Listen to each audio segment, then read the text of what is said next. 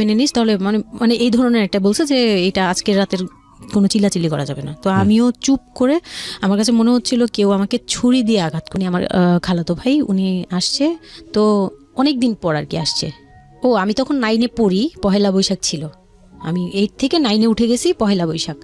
তো ওই সময়টাতে দুষ্টামি করতেছে এরকম ভাবছিলাম যে মনে হয় ফান করছে। আমি ওর সাথে আবার কতক্ষণ চিল্লাচিল্লি যায়, উল্টাপাল্টা কথা বলিস কেন এই সেই। আমার নাম শামিমা। শামিমা, বয়স কত? বয়স এখন 27 ইয়ার্স। ওকে, জন্ম জেলা? জন্ম পুরান ঢাকায়। পুরান ঢাকাতে আপনার জন্ম? হ্যাঁ, পুরান ঢাকাতেই আমার ফ্যামিলি। তার মানে আপনি ঢাকাইয়া কুট্টি যেটাকে বলে বলতে পারেন এরকমই। আচ্ছা, পুরান ঢাকার ভাষা পারেন? হ্যাঁ। ওকে, ঠিক আছে, আপনি যে ভাষাতে যেভাবে বলতে কমফোর্ট ফিল করেন সেভাবেই বলবেন। তো আমাদের এই যে অনুষ্ঠানটি জীবন গল্প, এটা নিশ্চয়ই আপনি শুনেছেন এর আগে? হ্যাঁ, শুনেছি। ওকে, ঠিক আছে, তাহলে আপনার আইডিয়া আছে। জি বলুন, আপনি কি গল্প আজকে আমাদেরকে শোনাতে এসেছেন? আমি আমার ছোটবেলা থেকে মানে জন্ম থেকেই শুরু করতে চাচ্ছি। জি শিওর। আমি হচ্ছি আমার বাবা যিনি ছিলেন উনিও পুরান ঢাকার, আমার মাও পুরান ঢাকার। তো আমি যদি আমার গল্পটা বলতে চাই তাহলে আমার একদম জন্মের আগে, মানে আমার বাবা আমার বিয়ে থেকে শুরু করতে চাচ্ছি। নিশ্চয়ই, নো প্রবলেম। তো আমার বাবা ছিলেন একজন ব্যবসায়ী পুরান ঢাকার। আচ্ছা। আর আমার মানে পাশাপাশি উনি হোমিওপ্যাথিক ডাক্তারও ছিলেন। ওকে। তো খুব ভালো একজন মানুষ ছিলেন। আর আমার আম্মু ছিলেন জমিদার, মানে জমিদার টাইপের, পুরান ঢাকায় লাইক জমিদার যেরকম থাকে আর কি, জমিদার বাড়ির মেয়ে ছিলেন। মানে পুরান এমন কি ছিল যে আগের পিতামহ বা প্রপিতামহ যেটাকে বলি জমিদার ছিল, এরকম কোনো ব্যাপার চলছে? এরকম মানে আমার নানাই ছিলেন জমিদার। ওই এলাকার সব বিচার সালিশ উনি করতেন, প্রভাবশালী খুব। জি। তো ওই দিক থেকে আমার বাবা তো বিয়ের প্রস্তাব দেয়নি, মানে ফ্যামিলি থেকেই। আমার বাবার আবার একটা বিয়ে করেছিলেন আরো 8 বছর আগে আমার আম্মুকে বিয়ে করার, ওটা ছিল লাভ ম্যারেজ। তো আব্বু আর ওই বড় আম্মু একসাথে পড়াশোনা করতেন, ওই দিক থেকে দুইজন পরিচয় হয়ে বিয়ে হয়েছিল। কিন্তু 1.5 বছর পরে আমার ওই বড় আম্মু মারা যায়, অসুস্থ হয়ে মারা যান। তারপর আমার আব্বু আর বিয়ে করবেন না এরকম বলেছিলেন যে আর বিয়ে করব না। তারপর প্রায় 8 বছর পরে আমার দাদু আর ফুপ্পিরা মিলে মানে আমার আম্মুকে চুজ করে তারপর বউ করে নিয়ে আসেন। তো আমার আম্মু খুব অসুস্থ থাকতেন প্রায়, আমার আম্মু একটু ফিজিক্যালি একটু দুর্বল। আচ্ছা। তো ওইখান থেকে আমার আম্মুর বিয়ের প্রায় 2-3 বছর পরে আমার একটা বোন হয়। সেই বোনটা মারা যায় 6 মাসের মাথায়, আমার বোনটা মারা যায়। বোনটা মারা যাওয়ার পরে আমার আরেকটা কথা আমি এখানে ভুলে গেছি, যে আমার যে ফার্স্ট মা ছিলেন মানে বড় মা, আমার আব্বুর যে রিলেশন ছিল, ওইখানে একটা মেয়ে হয়েছিল। ওই মেয়েটার প্রায় 6 মাসের মাথায় মানে পেট খারাপ করে অসুস্থ হয়ে মারা যায়। তো তার পরপরই আমার বড় মাও মারা যায়। তো ওইখানে হচ্ছে আমার ওই বাচ্চাটা ছিল মেয়ে বাচ্চা। হ্যাঁ, তো ওর পরে আমার আব্বু 8 বছর পর বিয়ে করে। তারপর আমার মার একটা মেয়ে হয়, ওই মেয়েটাও মানে ওই মেয়েটা হচ্ছে জন্মের সময় মারা যায়, আর ওই ফার্স্টেরটা হচ্ছে 6 মাস পর মারা যায়। তো এই মেয়েটা হচ্ছে জন্মের সময় মারা যায়। তারপর তার 5 বছর পর আমার ভাইয়া হয়, আমার ভাইয়া আসে। তারপর আমার আম্মুকে বলা হয়েছিল যে আপনার হয়তো অপারেশন করতে হবে, কারণ আপনি আর কনসেপ্ট করতে পারবেন না, খুব অসুস্থ ছিল আম্মু। 2টাই সিজার ছিল, তো ওই সময়টাতে আর কি সিজার বেশি করা যেত না, তাহলে রিস্ক মানে লাইফে একটা রিস্ক থাকে। তো ওই দিক থেকে আমার আম্মুকে বলা হয়েছিল যে আপনার হয়তো বা ইউটেরাসের অপারেশন করতে হবে। তো আমার আম্মু তখন বলেছিল যে না, আমার একটা মেয়ে দরকার, খুব অসুস্থ অবস্থায় বলেছিল আমার একটা মেয়ে দরকার, মানে আমার যদি একটা মেয়ে থাকতো খুব ভালো। হয়তো বা সৃষ্টিকর্তাই চাচ্ছিলেন যে একটা মেয়ে, মানে আমি যে আসবো এটা তো আর উনি জানতেন না, কিন্তু থাকে না যে অনেক সময় কিন্তু মিলে যায় এরকম। তো আমার আব্বু বলছিল যে মেয়ে হোক ছেলে হোক, আরেকটা হলে ভালো হয়। তো ওইভাবে ট্রিটমেন্ট নিয়ে আমার প্রায় 2 বছর পরে আমি আমার আম্মুর মানে পেটে আসি। তারপর আমার জন্ম হওয়ার পরে আমরা ভালোই ছিলাম, আব্বুর বিজনেস ভালো ছিল। কিসের বিজনেস ছিল? ওনার হচ্ছে ইলেকট্রিক পার্সের বিজনেস ছিল। তো ওখান থেকে আব্বুর মানে ভালো বিজনেস করতেন। পুরান ঢাকায় ছিলাম আমরা 4 জন, একটা ফ্ল্যাট নিয়েছিলাম। আব্বু বিজনেস করতো, আমি স্কুলে ভর্তি হলাম, ভাইয়া স্কুলে ভর্তি হলো। তো খুব ভালোভাবেই কাটছিল দিনকাল। তো একটা পর্যায়ে যে আমার যখন 10-11 বছর, তখন হচ্ছে আমার আব্বুর বিজনেস একটু প্রবলেম হয়, একটু না ভালোই প্রবলেম হয়, মানে একজন খুব বড় ধরনের একটা লস সে ফেলে দেন। তো আমি এটা বলতে চাচ্ছি না।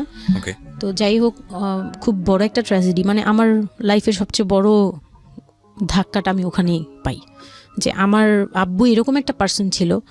আব্বু সবসময় বলতো যেটা, যে আমার এই মেয়েটা হচ্ছে, আমি দেখতে নাকি সেই প্রথম যে আব্বুর বেবিটা ছিল না, মেয়েটা যেটা 6 মাসের মাথায় মারা গেল, আব্বু তাকে খুব ভালোবাসতো। আমি নাকি দেখতে সেম ওরকম হয়েছি, শুধু আমি কালো, ওই মেয়েটা ফর্সা ছিল। তো আমি যখন জন্ম হই তখন আব্বু নাকি আমার ফেস দেখেই কান্না করে দেয় যে এটা আমার বড় বড় মেয়েটা যে ছিল তার মতো হয়েছে। তার মানে ও সেই, মানে আব্বুর ধারণা ছিল যে সেই আসছে, এরকম এরকম কিছু। তা আব্বু আমাকে অনেক আদর করতো, মানে অন্য অন্য বাবারাও আদর করে সব মেয়েদেরই, কিন্তু আব্বুর ভালোবাসাটা কেন জানি একদম ডিফারেন্ট ছিল, অনেক বেশি ভালোবাসতেন, অনেক বলার মতো না। সারাক্ষণ টেক কেয়ার, সারাক্ষণ, রাত নাই দিন নাই, সব সময়। আমার রাতে খুব বদভ্যাস ছিল, আমি রাত জাগতাম প্রচুর। প্রতি রাতেই আব্বু আমাকে হেঁটে হেঁটে ঘুম পাড়াতো কোলে নিয়ে। প্রায় 10 বছর 11 বছর পর্যন্ত আব্বু আমাকে কোলে নিয়ে ঘুম পাড়াতো, অনেক আদর করতো। আর যখন যেটা, তখন তো ছোট ছিলাম, যখন যেটা বলতাম আব্বু এখন এটা লাগবে, রাত দিন তো বুঝতাম না, আব্বু ওই সময় বের হয়ে যেত, মানে খুঁজতে বের হয়ে যেত কোথায় পাই এটা। আমার মেয়ে বলছে। তো ভাইয়ার সাথে খুব একটা এরকম হয় নাই, আমার সাথে বেশি হতো। তো ভাইয়া এটা নিয়ে একটু জেলাসও করতো, কারণ সাধারণতই কিন্তু মানে ভাই বোনের মধ্যে এই এটা থাকে, তো আমাদের মধ্যেও এরকম ছিল। তো আব্বু যখন বিজনেস লস হলো তখন খুব বেশি, মানে আব্বু ভেঙে পড়লো। আমরাও মোটামুটি, আমি তো আর বুঝি না, কিন্তু আমি তখন বুঝতাম যে আমার কিছু একটা কমতে যাচ্ছে, মানে কমতি হচ্ছে আমার, কারণ সব কিছু চাওয়ার পরপরই পাওয়া আর একটু লেট করে পাওয়া, এগুলো নিয়ে একটু মেন্টালি এতে পড়ে গেলাম। তো আব্বু বুঝতে দিত না, শুধু আম্মুকে বলতো যে ওদের বুঝতে দিবে না। আম্মু আমাদের বুঝতে দেয়নি কখনো, এরকমভাবে করেনি। কিন্তু একটা সময় দেখলাম কি আব্বু বাসা চেঞ্জ করছে, ছোট বাসা নিচ্ছে, মানে এগুলো খুব ব্রেনে গিয়ে লাগলো যে ছোট বাসা কেন, আর এরকম কেন হচ্ছে। আব্বু আস্তে আস্তে ব্যবসা গোটাচ্ছে, নতুন কিছু করার চিন্তা করছে, মানে এগুলো নিয়ে আমিও খুব ডিপ্রেসড হয়ে গেলাম। তখন আমি ক্লাস 6-এ 7-এ পড়ি, এরকম হবে 7 থেকে 8-এ উঠবো এরকম। তো আব্বু সব কিছু গুটিয়ে চলে যাচ্ছিল ওনার এলাকায়, মানে দয়াগঞ্জের ওই সাইডে, মানে আমার দাদির এলাকা যে সাইডটা, ওই সাইডটাতে চলে যাচ্ছে। ওখানে চলে যাচ্ছে, বলছে আমি ওখানেই বিজনেস করবো, ওখানে একটু মানে রুম রেন্টও কম, আমি ওখানেই চলে যাব। আর আব্বুর যে ফ্ল্যাট একটা কিনেছিল, আব্বু এর মাঝখানে একটা ফ্ল্যাট কিনেছিল কিস্তিতে, তো ওইটাও সেল করে দেয়, সেল করে বিজনেসে ওইটাও ইনভেস্ট করে। এটা একটা বোকামি করে আমার আব্বু। যাই হোক, উনিও বুঝতে পারেনি। তো ওখানে যাওয়ার পরে সেখান থেকে আব্বু আর কিছু করতেই পারলো না। আর আমাকে করলো কি, ওই সাইডটা একটু মানে রাফ এলাকা, তো যে এলাকায় আব্বুরা মানে ওখানে গেল একটু অন্য ধরনের, মানে একটু ইফটিজিং বেশি হয়, এইসব প্রবলেম ফেস করতে। আর আব্বু তো আমাকে বাসা থেকে বের হতে দিত না, আর ওই সময় আমাকে বোরকা পরাতো। তখন 10-11 বছর বয়স, কিন্তু ওই সময় আমাকে বোরকা পরাতো। তো ওই দিক থেকে চিন্তা করেছে যে এখান থেকে স্কুল চেঞ্জ করতে হবে, 8-এ উঠে যাচ্ছে মেয়েটা, তো এখান থেকে স্কুল না চেঞ্জ করে ওর মামার বাসায় থাকুক, আমার ছোট মামার বাসায় আর কি। আমরা তো নানু বাড়ি তো আমার ওইখানেই, বংশাল সাইডে আর কি। তো ওইখানে আমার মামা বাসায় নানু বাড়িতে রেখে আমার আব্বু যায়, কিন্তু রাখতে চায় না প্রথমে। আমার আম্মু খুব রিকোয়েস্ট করে যে এখানে ভালো থাকবে। আর আমার মামা ওইখানকার, আবার নানার পরে আমার মামাই ওখানে মোটামুটি প্রভাবশালী, মানে নানার যে প্রভাবটা ওটা আমার মামা পেয়েছে, মানে ওখানে বিচার টিচার যা হয় সব মামা করে, এখনও করে। তো ছোটো মামার বাসায় গেলাম, মামি আমাকে খুব আদর করতেন, মামি আমাকে অনেক স্নেহ করেন, সত্যি কথা এখনও অনেক স্নেহ করেন, কিন্তু আমার যাওয়া হয় না, ওটা আমি পরে বলছি। তো ওখানে ছিলাম, মামার বাসায় গেলাম, খালার ছেলে, বড় ছেলে, হ্যাঁ, উনি হচ্ছে আমার মানে মামার বাসায় আসছে হঠাৎ করে। আমি জানতাম না যে কেন আসছে, মাঝে মাঝে দেখা হলে সালাম দিতাম। কি নাম ওনার নাম রিপন। ওকে। তো উনি হচ্ছে আমার মামার বাসায় আসছে। আপনার খালাতো ভাই? উনি আমার খালাতো ভাই, উনি আসছে। তো অনেক দিন পর আর কি আসছে। আমি তখন 9-এ পড়ি, পহেলা বৈশাখ ছিল, আমি 8 থেকে 9-এ উঠে গেছি পহেলা বৈশাখ। তো ওই সময়টাতে তাকে দেখলাম যে সে আমাদের বাসায়, রিপন। হ্যাঁ। তো আমি সালাম দিলাম, ভাইয়া কেমন আছেন, কারণ উনি আমাদের অনেক সিনিয়র। আপনি তখন ক্লাস 9-এ পড়েন? হ্যাঁ, 8 থেকে 9 আর কি। 8 থেকে 9, ওকে। হ্যাঁ। তো ওই সময় আমি দেখে বললাম, ভাইয়া কেমন আছেন, চা খাবেন? তো আমার মামা বললো, হ্যাঁ চা বানিয়ে নিয়ে আসো। তো আমি গিয়ে পরে শুনি যে আমার মামাতো ভাই আমাকে বলতেছে যে আমার মামাতো ভাই আবার আমার একদম মানে আপন ভাইয়ের চেয়েও বেশি বলবো, কারণ ওর সাথে আমি সব কিছু, মানে ও আর আমি একসাথে বড় হয়েছি, কখনো মনে হয়নি যে এটা আমার মামাতো ভাই, নিজের ভাই মনে হতো। তো আমার বলতেছে যে তুই তো এখন আন্টি হয়ে যাবি, মানে দুষ্টুমি করতেছে যে তুই তো এখন বড় ভাবি হয়ে যাবি, হ্যান তেন। আমি বলি কেন? বলে রিপন ভাই না তোরে বিয়ে করতে চায়। তো আমি খুব হেসে দিলাম, হেসে দিলাম, মানে আমি বলতেছি যে দুষ্টামি করতেছে, এরকম ভাবছিলাম যে মনে হয় ফান করছে। আমি ওর সাথে আবার কতক্ষণ চিল্লাচিল্লি যায়, উল্টাপাল্টা কথা বলিস কেন এই সেই। তো এগুলা নিয়ে ওরা সবাই মিলে আমার সাথে বলতেছে, বলে কি কেমন কথা হলো। উনি বয়সে কত বড় ছিল আপনার থেকে? আমার তখন 13 আর উনার তখন ধরেন 37।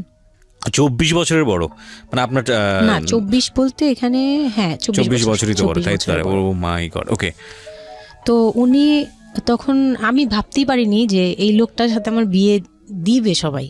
মানে ও বললে তো এটা পাগলামি মনে করার কথা, যে এটা একটা পাগলামি, এটা কেমন কথা ক্লাস 9 এ পড়া যে উনি যদি মানে লিগ্যাল বয়সে বিয়ে করতে হয় তো আমার সমান একটা বাচ্চাই থাকতো। হ্যাঁ, তা আমি না ভাবতেই পারিনি তখন। তারপরেও না আমি চুপ হয়ে গেছি, আমি এই ব্যাপারে ডিসিশন দেওয়ার মতো বয়স আমার ছিল না, জ্ঞানও ছিল না। তো হুট করে আমার মামা মামি আমাকে জিজ্ঞেস করারও প্রয়োজন বোধ করেনি বা জানানোরও প্রয়োজন, কি কারণে জানি না, তবে ওনারাই ডিসিশন নিয়ে বলল যে আমার আব্বু আম্মুকে জানালো, আমার মেঝো খালা যে মানে আমার আম্মুর ইমিডিয়েট বড় যে, উনাকে আমার আব্বু আম্মুর কাছে পাঠায়।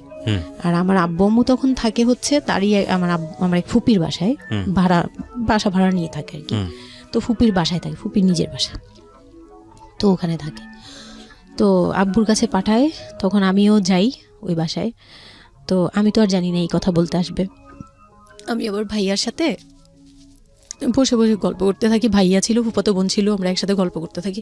তো হঠাৎ করে শুনি যে একটু মানে আমার খালা খুব জোরে সোরে বলতেছে, মানে চিল্লাচিল্লি করে বলতেছে যে যদি এই বিয়ে না হয় তাহলে আমাদের সাথে তোদের কোনো কন্ট্যাক্ট নেই, আজকে থেকেই বন্ধ। আচ্ছা, হ্যাঁ, এই বিয়ে হতেই হবে। কেন হতে হবে? আমার আব্বু বলছে কেন হতে হবে, আমার মেয়ে তো অনেক ছোট, ও তো এই সংসারের ভার নিতে পারবে না, বলো ওগুলো আমরা দেখবো, ওরে আমরা বাচ্চার মতো পালবো। মানে উনি বলতেছে আমি দায়ভার নিলাম, আমি সবকিছু নিলাম, এইভাবে বলতেছে আমি সবকিছু দেখবো, এগুলা নিয়ে কোনো টেনশনের কিছু নাই, নিজেদের মানুষ, এর চেয়ে ভালো কোনো অফার কোনো দিন পাবা না, মানে এর চেয়ে ভালো কোনো প্রস্তাব আসবে না, এই না সেই না, সেই অনেক কিছু বলতেছে। বৌমুকে কনভিন্স করতেছে যে এইটা যদি তোমরা হাতছাড়া করো তাহলে আর কখনো মেয়ের জন্য ভালো কিছু পাবা না, আর আমাদের সাপোর্ট তো জীবনেও পাবা না, তোমাদের একটা সাইড পুরো বন্ধ হয়ে যাবে, মানে আমাদের সাথে তোমাদের একদম রিলেশন শেষ, তোমাদের মেয়ে এখনই রেখে যাব, তোমরা কি করবা করো। তো আমার আব্বু ওই দিক থেকে একটু দুর্বল ছিল। পরে আমি এটা শুনে কান্না করে দিছি, মানে সাথে সাথে কান্না করে দিছি। তো আমার ভাইয়াও বুঝছে, আমাকে নিয়ে ছাদে চলে গেছে। আমার ফুফাতো বোন, ভাইয়ার এক খুব ক্লোজ ফ্রেন্ড ছিল, ছোটবেলার বন্ধু, সেও আমাকে খুব আদর করতো বোনের মতো, সেও গেল উপরে, বলতেছে আপু তুই কান্না করিস না, আমরা দেখতেছি কি করা যায়। তো আমার ভাইয়া বলতেছে, বলে কি আমি ওরে নিয়ে কোথাও পালিয়ে যাই, আমার মনে হচ্ছে যে আমি ওকে নিয়ে এখন কোথাও পালিয়ে যাই, যে রিপন ভাই এটা কিভাবে এটা বলতে পারে যে বিয়ে করবে ওকে। তো আমি খুব কান্নাকাটি করছিলাম। আমার খালা চলে গেল, খালা চলে যাওয়ার পরে আমার ভাইয়া আব্বুকে যে কি বলছে জানি না, আব্বু আবার ছাদে আসছে, আমি কান্না করতেই আসি, মানে তখন কন্টিনিউ কান্না করতেছি। তো আমার আব্বু ছাদে এসে যেটা বললো যে, আমার আব্বু তখন বললো যে, বলে আমি তোমাকে নিয়ে মানে বনে চলে যাব দরকার পড়লে, কিন্তু আমি ওর কাছে তোমাকে দিব না। তো আমি দেখলাম যে আব্বু ফিজিক্যালি, মেন্টালি, আর্থিকভাবে সব দিক থেকে দুর্বল, এখন আমাকে নিয়ে যদি বের হয় সে পারবে না, এটুকু বুঝলাম, তার দ্বারা সম্ভব না এটা। পরে আমাকে বললো যে তুমি যদি রাজি থাকো তাহলে আমার কোনো আপত্তি না, যদি তুমি বলো যে না আব্বু আমি রাজি না, তুমি শুধু একবার বলো, তাহলে আমি তোমাকে নিয়ে বের হয়ে যাবো, আমরা বাবা মেয়ে কই থাকবো কেউ জানার দরকার নেই। আপনার মার কি ভূমিকা ছিল এই সময়? আমার মা তখন বলতেছে যে দিবে, আমার মা ইচ্ছা ছিল যে দিবে, কারণ আমার মা তখন এই জিনিসটা বুঝে না, মানে আমার মা এমনিতেও অনেক সৎ সরল, সত্যি কথা বলতে ওনার দোষ না এটা, সেইটা বুঝতো না যে এই যে ডিস্টেন্সে বিয়ে দিলে এই বিয়েগুলো টিকে না, বা 24 বছর বয়সের ডিফারেন্স, এগুলো নোট করবেন এবং খুব ইম্পর্টেন্ট, আসলে খুবই ইম্পর্টেন্ট, কারণ বয়সের গ্যাপটা না ঠিক আছে, কিছু কিছু মানুষের জীবনে যে ব্যতিক্রম ঘটে না তা কিন্তু না, কিন্তু এই ব্যতিক্রমটা যদি আমরা উদাহরণ হিসেবে নিয়ে সবার উপর চাপিয়ে দেওয়ার চেষ্টা করি তাহলে কিন্তু সেটা সম্ভব নয়। ঠিক আছে, একটু খেয়াল করবেন, 24 বছরের ডিফারেন্স হচ্ছে ও এবং ওর খালাতো ভাই রিপনের মধ্যে। ও যখন 13 বছর তখন ওর খালাতো ভাই হচ্ছে 37। So it's a huge gap. সাধারণত বলা হয়ে থাকে 4-5 বছরের গ্যাপ ইজ ওকে, কিন্তু এর থেকে বেশি না হওয়াটাই বেটার। সেক্ষেত্রে 24 বছর, কোথায় 4-5 বছর আর কোথায় 24 বছর।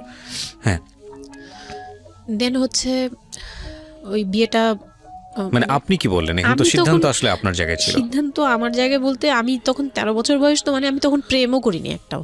মানে একটা এজ থাকে কিন্তু সবকিছুরই, মানে তখন দেখতাম যে আশপাশে মানে যারা কলেজে পড়ে, আমার একটা টার্গেট ছিল যে আমিও একদিন কলেজে পড়বো, যাব। আমার ভাইয়াও বলতেছে, বলে আমিও আপনার সাথে যাব। তো আমি দেখতেছি আব্বু এমনিতেই 1 থেকে 1.5 বছর বা 2 বছর ধরে এরকম সার্ভাইভ করতেছে, মানে নিজে যুদ্ধ করে পারতেছে না, কাজকর্ম সব কিছু বন্ধ হয়ে গেছে, মানে বিজনেস টিজনেস সব গুটিয়ে ফেলছে। তারপর উনি যে এখন নিজে চলবে ওইটাই চলতে পারতেছে না, মানে খুব কষ্ট হচ্ছে আমাকে। আমার মতো মানে আমাকে যেখানে উনি একটা রাত 24 ঘন্টা একবার হলো আমাকে দেখতে হতো, ওই জায়গায় আমার মামার বাসায় ফেলে রাখছে। প্রতিদিন হেঁটে যেত, দেখে আসতো, একবার হলেও দেখে আসতো, মানে এরকম কষ্টগুলো করছে। ওই দিক থেকে চিন্তা করে দেখলাম যে না, আমার আসলে উনাকে প্রেশার দেওয়া উচিত না, ওনার উপর ছেড়ে দিই। তখন আর কি এটাই মাথায় কাজ করছে যে আব্বু আপনি যেটা বলবেন সেটাই। পরে তার 1 সপ্তাহের মধ্যে 14 এপ্রিল পহেলা বৈশাখ আর 23 তারিখে আমার এঙ্গেজমেন্ট হয়। এঙ্গেজমেন্ট হয়ে যায়। হ্যাঁ, ওই উনি একদম খুব তাড়াহুড়া করে যে এঙ্গেজমেন্ট হতে হবে, বিয়ে হতে হবে খুব শীঘ্রই। তো ওইভাবে এঙ্গেজমেন্ট হয়। মানে এঙ্গেজমেন্টের পরেও আমি একদম স্টপ, আমার মাথায় কিছুই, তখন আমি পুরোপুরি ব্ল্যাঙ্ক, মানে আমি যে নিজের থেকে কিছু বলবো কিছু করব আমার ভিতরে ওইগুলো আর কাজ করছিল না। স্কুলে যাইতাম, অনেক সময় যাই না, এরকম আর কি, যে যেতে ইচ্ছে করলে যাই, না ইচ্ছে করলে যাই না, ওকে, এরকম হয়ে গেলাম। এঙ্গেজমেন্টের 3 মাস পরে বিয়ে হওয়ার কথা ছিল, কিন্তু ঘুরতে ঘুরতে 4 থেকে 5 মাস ইয়ে হলো। তো 2004-এ 4 থেকে 5 মাসের মধ্যে সে আমার সাথে অনেকবার দেখা করতে চাইছে, কেউ দেখা করতে দেয়নি, কারণ আমার ফ্যামিলি খুব রেস্ট্রিক্টেড ছিল এইসব ব্যাপারে, কেউ দেখা করতে দেয়নি। আর আমিও ভয় পেতাম, তো আমি খুবই ভয় পেতাম, উনাকে অনেক ভয় পেতাম, সোজা কথা আমি উনাকে খুব ভয় পেতাম। তো এর মাঝখানে এক ভাবি, আমার নানু বাড়িতে ছিলাম, তো মানে মামার বাড়ি, আমার মামার নিজের বিল্ডিং হচ্ছে একটা, আর নানু বাড়ি পুরোনোটা, যেটা পুরোনো বাড়ি, ওখানে তো আমার সব জয়েন্ট ফ্যামিলি, মানে আমার অন্য মামারা এবং মামাতো ভাইয়ের বউরা সবাই একসাথে থাকে। তো আমার এক মামাতো ভাইয়ের বউ তাকে খুব রিকোয়েস্ট করছে যে ভাবি আপনি ওকে একটু ডেকে দেন, কথা বলবো।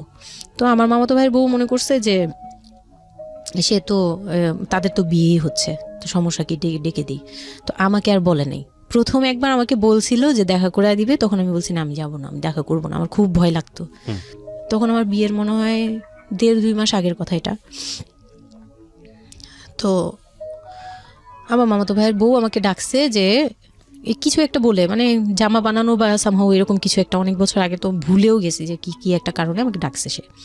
তো আমি গেলাম, একদম মনের অজান্তেই গেলাম। গিয়ে পরে রুমে গেছি, পরেই দেখি হইল মানে রিপন বসে আছে। তো বসে আছে দেখে না আমার একদম খুব একটা আঘাত লাগলো যে ভাবি আমাকে এইভাবে নিয়ে আসলো। আর ভাবি তো মজা করে, মানে ওনারও দোষ না, উনি ভাবতেছে যে নতুন বিয়ে হবে, ওদেরকে একসাথে করিয়ে সেই। তো উনি বললো কি আচ্ছা তোরা বস, আমি চা নিয়ে আসি, এরকম বলে উঠে গেল না। আমার আরও ভয় লেগে গেছে। আর তখন আমি গিয়ে দেখতে পারলাম যে ওই লোকটার আচরণ খুবই খারাপ। মানে আমার কাছে তখন মনে হয়েছে যে কেন মনে হলো এটা, কেন মনে হলো, হুট করে ভাবি যখন গেল, সে সাথে সাথে আমার পাশে এসে বসছে এবং আমাকে মানে খুব মানে নোংরাভাবে টাচ করতেছে। তখন আমার বয়স খুব ছোট, তো স্বাভাবিক না এটা আমার কাছে ভালো না লাগার কথাই, কারণ আমি তাকে বড় ভাই জানি। এক্স্যাক্টলি, মানে কয়দিন আগেও তো সালাম কালাম দিয়ে দূরে থেকে কথাবার্তা বলতাম, বড় ভাইয়া বলতাম, সবাই মানে তাকে বড় ভাইয়াটাকে আমিও বড় ভাইয়া ডাকতাম ওই ইয়ে থেকে।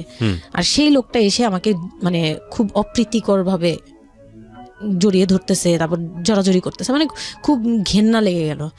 আমি খুব জোরাজোরি করে আমি বললাম আমি এখন চিল্লাচিল্লি করবো, মানে তখন আমার খুব খারাপ লাগতেছিল, তখন বললাম আমি চিল্লাচিল্লি করবো বলে আমি একটু জোরে বলছি। পরে উনি আমাকে ছেড়ে দিছে, আমি এমন দূর দিছি একবারে সরাসরি মানে মামার বাসায় চলে গেছি, আর আসিনি। আর ওখানে গিয়ে অনেক কান্নাকাটি করছি যে এখন তো নাও করা যাবে না, আর এই লোকটা এরকম কেন, এই লোকটা তো তাহলে বিয়ের পরে, মানে আমার একটা ভয় ঢুকিয়ে গেছে যে এই লোকটা তো তাহলে আমাকে না জানি কি করবে, এরকম একটা ভয় ঢুকিয়ে গেছে। তখন তো ছোট ছিলাম, আর আমাদের ওই সময়টাতে তো এত মিডিয়া ছিল না যে আমরা এত কিছু বুঝবো যে এই আর কি। তো ওখানে তারপর 1.5 থেকে 2 মাস পরে বিয়ে হলো। এর মাঝখানে অনেকবার ফোন টোন করতো, ইয়ে করতো, আমি রেসপন্স করতাম না।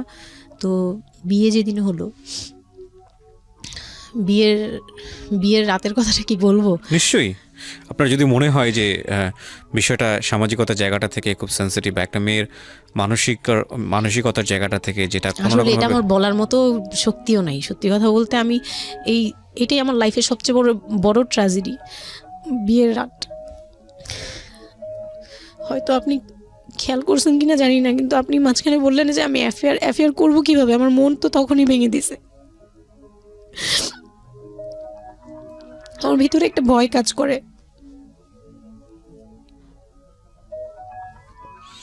কি হয়েছিল আমি জানি, আপনি খুব সুন্দর করে বলছেন গল্প, আপনি আপনার মতো করেই বলবেন, আমরা আসলে মূল মেসেজটাই পেতে চাই। লোকটা হচ্ছে সামাজিকভাবে সবার কাছে খুব ভালো, সবার কাছে ভালো বলতে মানে গলিতে বা এলাকায় কিছু করে না, সেই এলাকায় খুব ভালো ব্যবসা করে, খুব সহজ সরলভাবে দোকানে যাচ্ছে, আসতেছে, খাচ্ছে, ঘুমাচ্ছে, নর্মাল। আমার সাথে যেদিন বিয়ে হলো সেদিন খুব বৃষ্টি, তো আমার তো ওই একদিনে আমার ভাবির রুমে, ওই দিনে আমি তার রূপ দেখে ফেলছি। তো তখন থেকে আমার তাকে দেখলে মানে গা শিউরে উঠতো, যে মনে হতো যে ভয়ঙ্কর একটা কিছু করবে। মানে মনে হতো, তখন আমি বুঝতাম না, সেক্সুয়াল লাইফটা বুঝতাম না যে সেক্স কি জিনিস, কিন্তু তখন একটা ভয় ঢুকে গেছে, খুব চাপা একটা ভয়। প্রথম কথা হচ্ছে যে আপনি একটা ছেলে এবং মেয়ের মধ্যে যে স্বাভাবিক সম্পর্কটা বিবাহ পরবর্তী, এটা সম্পর্কে আপনার কোনো আইডিয়া ছিল? আপনাকে কেউ বলেছে? এটা সম্পর্কে কোনো আইডিয়াই ছিল না, শুধু জানতাম যে কিছু একটা হয়, কিন্তু কি হয় সেটা আপনি জানতেন না। ডিটেইলসটা আমি জানতাম। আপনাকে বিয়ের রাতে বা আগে পরেও কেউ কখনো কিছু বলে না? আমার বিয়ের আগে আমার এক ভাবি ছিল, মানে যেই ভাবির বাসায় গেছে সেই ভাবি না, আরেকটা ভাবি ছিল, উনারই বড় যা আর কি। তো ওই ভাবি আমাকে জাস্ট কানে কানে বলছে যে আজকে কিন্তু যাই হোক একদম চুপ থাকবি, আমাকে এইভাবে বলছে। শুধু এটা বলেছে? শুধু এটা বলছে, আজকে যাই হোক। আরো ভয়ানক কথা বলেছে, মানে এটা শুনলে তো আরো ভয় লাগে। যাই হোক কি হবে, বলে কিছু বুঝো না তুমি, হ্যাঁ কিছু এতই ছোট, কিছু বুঝো না, এইগুলি বলতেছে। মানে আপনার মনে আরো বেশি ভয় ঢুকে গিয়েছে? কোন ধরনের চিল্লাচিল্লি করবি না, চুপচাপ থাকবি, মানে জাস্ট হাসি মুখে এরকম করে বলছে। কিন্তু আমার কাছে একটু ভয় লাগছে তখনই, যে এই লোকটা তো ওই সময় যদি এরকম মানে খপ করে জড়া ধরতে পারে, এই লোক কি করতে পারে, কি হতে পারে, মানে এই টাইপের একটা ভয় কাজ করছে তখন এই জিনিসগুলো বুঝতাম না, মানে ফিজিক্যাল রিলেশন বা এগুলি এই সম্পর্কে কিছুই জানতাম না। জানতাম যে কিছু একটা হয়, হাজব্যান্ড ওয়াইফে কিছু হয়, কিন্তু কি হয় এটা জানতাম না, এরকম ছিলাম।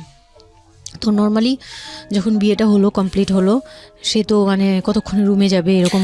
একটু পজ দিচ্ছি আমি এখানে, কারণ আমি জানি যে ম্যাক্সিমাম, আমি গেস করছি এখানে, কারণ এখানে যারা শুনবে বা এই মুহূর্তে যারা শুনছে তাদের ইন্টেনশনটাকে আমি একটু ক্লিয়ার করতে চাই। সেটা হচ্ছে, আমরা এটা বলি যে this is an entertaining show, but এই জীবন গল্প বলেন বা আমার লাস্ট 7-8 ইয়ার্সের ক্যারিয়ারে আমি রেডিওতে যে ধরনের প্রোগ্রাম করেছি, সোশ্যাল অ্যাওয়ারনেসের জায়গাটা থেকে এটা কী ধরনের ভূমিকা রেখেছে সেটা আপনারা আপনাদের জায়গা থেকেই ভালো মূল্যায়ন করতে পারবেন। বাট আমি একটু করজোরে আপনাদের কাছে একটা মিনতি করতে চাই, এই ঘটনাটাকে সিনেমা হিসেবে না দেখে, সিনেমার পর্দায় কিছু একটা ঘটতে যাচ্ছে এরকম একটা কিছু হিসেবে না দেখে, রেডিও হিসেবে না দেখে, একটু নিজের জায়গা থেকে চিন্তা করে দেখবেন, বা যদি বিষয়টা এরকম হয় একটা মানবিক জায়গা থেকে একটু চিন্তা করে দেখবেন। 24 বছরের গ্যাপ হাজব্যান্ড আর ওয়াইফের মধ্যে, 24 ইয়ার্স, 13 বছরের একটা মেয়ে, যে মেয়েটার জীবনে প্রেম বলতে কোনো কিছু আসেনি, শারীরিক সম্পর্ক কি সে বোঝেই না, এবং দ্বিতীয়ত যে বিষয়টা ইম্পর্টেন্ট, বয়ঃসন্ধিকালের একেবারে ইনিশিয়াল স্টেজে সে আছে, সে জানি না আসলে বিষয়গুলো কি। আর 37 বছর মানে হচ্ছে আমাদের পার্সপেক্টিভ থেকে, আমাদের সামাজিকতার জায়গা থেকে, একটা ছেলে যখন একদম এই সমস্ত স্টেজ, প্রেম বলেন, শারীরিক সম্পর্ক বলেন, বা অন্যান্য যে বিষয়গুলো আছে সেগুলো বলেন, সেগুলো অতিক্রম করে মোটামুটি বৈষয়িক হয়ে গেছে। বৈষয়িক বলতে আমি যেটা বোঝাচ্ছি, এই জীবনে এসে দায়িত্ব ছাড়া অন্য কোনো কিছু থাকে না 37 কিংবা 40 বছরের পর থেকে, এরকম একটা স্টেজে আছে। তার মানে ওদের মধ্যে মেন্টাল ম্যাচিংয়ের কত বড় একটা গ্যাপ। সেই জায়গাটা থেকে ছেলেটা যদি মেয়েটাকে বুঝতে না চেষ্টা করে, বিশেষ করে ছেলের দায়িত্ব, কারণ যেহেতু সে সিনিয়র, যদি বুঝতে না চেষ্টা করে, তাহলে এটা কতটা অমানবিক এবং কতটা পাশবিক, কতটা ভয়ঙ্কর হতে পারে মেয়েটার জায়গাটা থেকে, এটা একটু চিন্তা করবেন। সো বিশেষ করে যারা বাসরাত বিষয়টাকে মাথায় রাখছেন, তাদেরকে আমি বলবো, প্লিজ থিঙ্ক লাইক দিস। হ্যাঁ, এখানে একটু মানবিক হওয়া প্রয়োজন। এখানে যদি আমরা শুধু এন্টারটেনমেন্ট হিসেবে বিষয়টাকে নিই, তাহলে আমি আসলে যে কারণে এই বিষয়টা আনতে চাচ্ছি সেই মেসেজটা ক্লিয়ার হবে না। Okay, so please fill the story actually. তারপর বিয়ের দিন যেটা আর কি, রাতের বেলা সবাই আমাকে নিয়ে আসলো বাড়িতে, মানে ওনাদের বাসায়। তো ওই বাসায় হচ্ছে একটা রুম, মানে প্রথম হচ্ছে বাসায় ঢুকেই কোনো বারান্দা টারান্দা কিছু নেই, শুধু রুম আর সিঁড়ি। আচ্ছা, সিঁড়ি ঘর, মানে পুরান ঢাকার বাসাগুলো একটু বেশি হয়তো, খুব ছোট ছোট হয়তো, টাইপের হয়। হ্যাঁ, আমি একদম। একসময় জিএসআরসিতে কাজ করতাম, আমার ফার্স্ট জব ছিল ওটা, আমি সার্ভে করেছিলাম পুরান ঢাকায়। সেটাই আমার প্রথম পুরান ঢাকায় যাওয়া, এবং আমার কাছে মনে হয়েছিল যে আমি কোথায় এসেছি। অনেক ঘিঞ্চি ভাইয়া, না, এখনো এটা কারণটা এখন হচ্ছে কি, নাই পুরান হয়তো। ঢাকা নিয়ে অনেকেই অনেক কিছু বলেন, কারণ ঢাকায় যারা, তাদের কাছে পুরান ঢাকাটা একটা নস্টালজিক জায়গা। আমি তো আর ঢাকায় বড় হইনি, না। সো আমার কাছে ঢাকা, আমি যখন ঢাকায় প্রথম পাড়া দিয়ে যখন পাবলিক বাসে উঠেছিলাম, তখন আমার কাছে মনে হচ্ছে আল্লাহ আমি কোথায় আসলাম, এই জায়গায় আমি কেন আসলাম। তো নর্মালি হচ্ছে ঢাকায় এরকম। তারপরে যখন পুরান ঢাকায় গেলাম, পুরান ঢাকার সাথে আমার ওই ধরনের অ্যাটাচমেন্ট কখনোই ছিল ওটা না। অনেক বেশি, অনেক ঘিঞ্চি ভাইয়া। আমার মনে আছে চকবাজারের যেই চকবাজার নামে একটা যে জায়গা আছে, ওখানে হ্যাঁ, চুরি চকবাজার। পড়তে কি যেন একটা আছে না, যে মেয়েদের কসমেটিক্স বিক্রি করে, হ্যাঁ। ম্যাক্সিমাম হচ্ছে নকল, আমি জানি না এখন কিরকম আছে। তো আসল আমি নকল, জীবনে হ্যাঁ, কোনোদিন সবই দেখি আছে নাই ওখানে। যে একটা মানুষ আরেকটা মানুষকে গলি দিয়ে ক্রস করতে পারে। এবং ইন্টারেস্টিং বিষয় হচ্ছে, এখানে তো মেয়েরা ঢোকেই না, এবং ওর ঢোকার পরে উপরে ছাদ, মানে এমনভাবে বিল্ডিংটা, অনেকগুলো বিল্ডিং মিলে ওই এলাকাটা, হ্যাঁ, ওখানে ধাক্কা আকাশ দেখা লাগবে, যায় না। মানে এরকম একটা অবস্থা যে একজন আরেকজনকে ক্রস করতে খুব ভয়ানক, মানে রীতিমতো ভয়ানক অবস্থা। আর আমি সার্ভে করেছিলাম, যেহেতু আমি বিল্ডিংগুলো সার্ভে করতাম, মানে অনেক, আমি একদম ইউনিভার্সিটিতে অনার্স দিয়ে, না অনার্সের থার্ড ইয়ার বা সেকেন্ড ইয়ারে থাকা অবস্থার ঘটনা এটা, আমি সার্ভে করেছিলাম বিল্ডিংগুলো। তো সেই সময় ওই সময়টাতে আমার একটু জানা হয়েছে আর কি। তো আসলেই ভয়ানক রকমের ঘিঞ্চি। হ্যাঁ, তো বলুন যেটা বলছিলেন। তো যেটা বলছিলাম যে ওই রাতে ওই একটা রুম, এরকম রুমের উপরে রুম, তার উপরে রুম, মানে সিঁড়ি রুম এরকম। আর প্রথম যে রুমটা, মানে নিচতলায় যে রুমটা ছিল, সেই নিচতলা রুমের সিঁড়ির নিচে ছিল চুলা আর বাথরুম, সিঁড়ি কর্নারে। ওকে, মানে এটা হচ্ছে তো নিজের বাড়ি, ওকে, এইটুকুই ছিল এই মানে লোকটা। 3টা রুম, মানে হচ্ছে হলো এক ধরনের বিল্ডিং, একটা বিল্ডিং, হ্যাঁ, একতলা, দুতলা, তিনতলা এরকম বিল্ডিং, বা 3টা রুম। বিল্ডিং, হ্যাঁ 3তলা বিল্ডিং, কিন্তু 3টা রুম, সিঁড়ি আর রুম। মানে নিচের কত যে- অল্প জায়গার মধ্যে এই জিনিসটা ম্যানেজ করেছে। হ্যাঁ, আমি পরে শুনেছি যে এটা আধা কাঠারও নিচে, আধা কাঠার নিচে, ওই তো হ্যাঁ, 1 আধা শতক, কাঠারও 1 শতক বা হাফ শতক জমি যেটাকে বলে। হ্যাঁ, শুধু একটা রুম আর সিঁড়ি, জাস্ট এইটুকু। তো ওইটুকুর মধ্যেই মানে বাড়িটা। তো ওই বাড়িতে আমার খালার বাড়ি ছিল, আমি তো প্রায়ই যেতাম, বেড়াতে যেতাম ছোটবেলায়। তো আমাকে নিয়ে গেল, আর 3তলার রুমে সবচেয়ে পরের রুম যেটা, ওটাতে আবার আমার মানে মেঝো দেবর সম্পর্কে ছিল যে, সে আমাদেরও মানে আমার বিয়ের 12 বছর আগে বিয়ে করে ফেলছে। সে লাভ ম্যারেজ করছে, মানে উপযুক্ত বয়সে বিয়ে করছে। আর আমার হাজবেন্ড আবার ছিল যে, উনি আবার খুব লেটে বিয়ে করছে, মানে সেটা আমরা বুঝতেই পারছি। 37, হ্যাঁ ফ্যামিলির দায়িত্ব পালন করে সবকিছু শেষ করে তারপর বিয়ে করছে। 37 আসলে খুব লেট না, কিন্তু 37 এর জায়গা থেকে 13 বিয়ে করাটা খুব অবিবেচক। আমার জন্য তো সে অনেক বড়। রাইট। যাই হোক, তারপর ওই দেবরের যখন বিয়ের 12 বছর হয়ে গেছে, তখন উনি বিয়ে করছে। আর তো ওই ভাইয়া, মেজো ভাইয়া যে ছিলেন, তো মেজো ভাইয়ার রুমটা ছিল 3তলায়। আমি ওখানেই আমার বাসর ঘরটা করা হয়েছিল আর কি। তো ফুল টুল তেমন ভালো আনা হয়নি, সে খুব রাগারাগি করছে। ছোট ভাই যারা ছিল এলাকার, ছোট ভাইটাই ওদের সাথে খুব রাগারাগি করছে আমার হাজবেন্ড যে ছিলেন। এটা কোনো ঘর সাজানো হলো এই সেই বলে চলে বলতেছে, এখন তোমরা বের হও, অনেক হয়েছে, এখন তোমরা যাও, মানে খুব রাগারাগি করতেছে। তো আমি রাগ দেখে আরো ভয় পেয়ে গেছি। প্রথম রাত, তারপর আবার আমি মানে এই অবস্থায় আসছি, বউ হয়ে আসছি, আমার শরীরে ভারী গহনা, শাড়ি টাড়ি, মানে আমি এগুলোর ওজন নিতে পারছি না। 4-5 ঘন্টা হয়ে গেছে আমাকে এগুলো পরায় রাখা হয়েছে, ভারী মেকআপ দেওয়া হয়েছে, আমি এগুলো কখনো ইউজ করিনি ফার্স্ট লাইফে। মানে আমি দেবীর মতো সেজে বসে আছি, এরকম একটা ইয়ে। তো খুব ভয়েও কাজ করছে, নার্ভাসনেস। তারপর এখন কি হবে, সবাই বের হয়ে গেলে কি হবে, এটা একটা টেনশন। আর শুধু মানে কেমন জানি একটা ফিল, যেটা সাধারণত নর্মালি হওয়া উচিত একটা ছেলে এবং একটা মেয়ের জায়গাটা থেকে। এটা হচ্ছে জীবনের সবচেয়ে সুন্দরতম মুহূর্তের একটা, রাইট? আমরা সেটাই চিন্তা করি না। একটা মেয়ের জীবনে স্বপ্ন থাকে তার একটা বাসরাত কিংবা ফুলসজ্জার রাত, আমরা যেটাই বলি সেটা নিয়ে। একটা ছেলের জীবনেও নিশ্চয়ই থাকে, এবং সেটা চমৎকার হয়ে সারা জীবন স্মৃতি হয়ে থাকুক, এরকম কিছু একটা থাকে। এবং সেখানে বিষয়টা যদি এরকম হয় যে একটা মেয়ের জীবনে আতঙ্কের রাত এবং ভয়ানক রকম আতঙ্কের লাইফে সবচেয়ে বড় আতঙ্কের রাত ছিল ওটা। তাহলে আপনি চিন্তা করে দেখতে পারেন। এবং সেটাকে যারা আজকে এই রেডিও যারা শুনে, যারা এটাকে এন্টারটেনমেন্ট হিসেবে নিচ্ছেন, তাদের জায়গা থেকে আমি বলতে পারি যে এখানে নিজেরও কিন্তু একটা পরিচয়ের বিষয় আছে। হ্যাঁ, মানে নিজের পরিচয়টা নিজের কাছে কি দিচ্ছেন একটু চিন্তা করে দেখেন। ঘটনার ভেতরে ঢোকার চেষ্টা করুন, এই মেয়েটার মানবিক অনুভূতিটাকে জানার চেষ্টা করুন, অন্য কিছু নয় প্লিজ। কজ আমরা আমাদের সামাজিকতার জায়গাটা থেকে মেয়েদের এই বিষয়গুলোকে উইথড্র করে বা না ভেবে তাদেরকে কখনো কখনো সারা জীবনটা ধ্বংসের দিকে ঠেলে দিই। হয়তো মেয়েটার ক্ষেত্রে এরকমই কিছু হয়েছে, আমরা একটু সামনের দিকে আগাবো। জি, তারপর উনি আমাকে, আমি তখন শাড়ি টাড়ি পরা, গহনা পরা। তো খুব নর্মালি সবাই চলে গেল পরে খুব নর্মালি আমাকে বলতেছে যে ড্রেসটা চেঞ্জ করো, শাড়িটা চেঞ্জ করো, গহনা টহনা চেঞ্জ করো। তো আমি আমার লাগেজ থেকে একটা 3 পিস নিলাম, ওই 3 পিসটা নিয়ে ওয়াশরুমে চলে গেলাম। ওয়াশরুম বলতে ওই যে উপরের রুমেই একটা ওয়াশরুম আছে, আর নিচের রুমে মানে উপরের রুমে তো আর সিঁড়ি ঘর নাই, সিঁড়ি ঘরটাতেই একটা ওয়াশরুম ছিল, ছোট্ট একটা টয়লেট ছিল। ওইটাতে গিয়ে আমি চেঞ্জ করলাম খুব কষ্টে, চেঞ্জ করে তারপর মুখের মেকআপ টেকআপ এগুলো ওয়াশ করে আসলাম। তারপর আসার পরে উনি বলতেছে উজু করে আসো। হ্যাঁ, তো আমি উজু করলাম, উনি উজু করছে করে, মানে প্রথম রাতে নাকি নামাজ পড়তে হয় সবাই বলে দিছে, তো ওই নামাজ পড়লো আমাকে নিয়ে। নামাজ পড়ার পরে বেডে গেলাম, মানে আমি বিছানায় যে বসলাম, খুব ভয়ে ভয়ে আছি যে কি বলবে কি করবে জানি না। তো উনি আমার পাশে এসে বসে আমাকে ফার্স্ট কথা যেটা বললো, মানে এইটাই ফার্স্ট কথা ছিল যে আমি তো ওই ফ্যামিলির বড় ছেলে, আর তুমি তো আমাদের ফ্যামিলির সবাইকেই চিনো জানো, তোমার তো আর চেনা জানার দরকার নেই। আর আমার তখন ওনার মা মারা গেছে 3-4 বছর, মানে 3 বছর হবে এরকম, 3 থেকে 4 বছর এরকম হবে। বলে আমার মা মারা যাওয়ার পরে আমি এখন সংসার দেখি, আমার হয়ে আমার মার জায়গাতে এখন তুমি। এটা শোনার পর আমার কাছে মনে হলো আস্ত একটা বাড়ি আমার মাথার উপর পড়লো। এটা আমি যেখানে নিজের মানে এটাও একটা বিষয়। ওই কথাটা কিন্তু খুব সুন্দর বলেছে, মানে ওর 37 ইয়ার্সের জায়গাটা থেকে এটা খুব সুন্দর একটা কথা। কিন্তু কথা হচ্ছে 13 বছরের একটা মেয়ে কেন এটা বুঝতে যাবে? ও কিন্তু এটাই বুঝেছে যে এই এত 3 তলা একটা বাড়ি, 3 রুমের একটা বাড়ি ওর মাথার উপরে দিয়ে দেওয়া হলো। দেখুন, এই জিনিসটাই আমি আপনাদেরকে বোঝানোর চেষ্টা করছি যে আসলে সব কিছুর একটা বয়স থাকে। হ্যাঁ, এবং ছেলেটার জায়গা থেকে কিন্তু খুব সুন্দর নামাজ পড়েছে, বসছে, এখন পর্যন্ত আমাদের কাছে ভালোই লাগছে শুনতে। কিন্তু এটা আসলেই কেউ বুঝতে চাইবে? 13 বছরের মেয়েটাকে এই জিনিসটা বুঝতে চাইবে? এইটা বোঝাটা জরুরি ছিল। হ্যাঁ, তারপর উনি যেটা বলছে যে আমার ভাই বোন আছে, সবাই আমার ছোট, কিন্তু আমার তো প্রায় 10-12 বছরের বড়। ওনার যে 10-12 বছরের ছোট, সে আমার 12-13 বছরের বড়। মানে তাকে আমি ছোটবেলা থেকে এইভাবে দেখে অভ্যস্ত। তো এইগুলো চিন্তা ভাবনা, মানে ওই সময় তো আর এত কিছু কিন্তু উনার ছোট ভাই বোন এগুলা, মানে উনার কাছে তো এগুলো বাচ্চা এখনো, আর আমার কাছে তারা অনেক বড়। আমি তাদেরকে কি টেক কেয়ার করবো, তারা আমাকে করবে, মানে আমার এরকম একটা বিষয়টা তাই।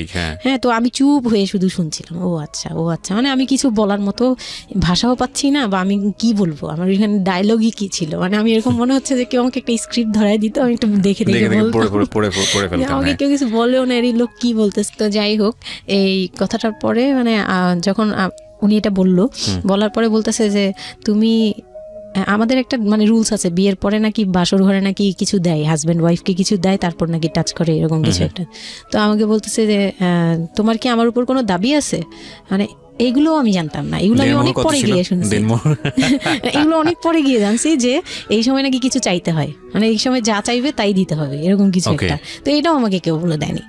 আমি এই সময় একটা লসে পড়ে গেলাম না, মানে এরকম মনে হচ্ছে এখন আর কি, তখন আমাকে এটা কেউ বলে নাই। বাই দ্য ওয়ে, আমরা যার গল্প আজকে এখানে শুনছি উনি হচ্ছেন শামীমা।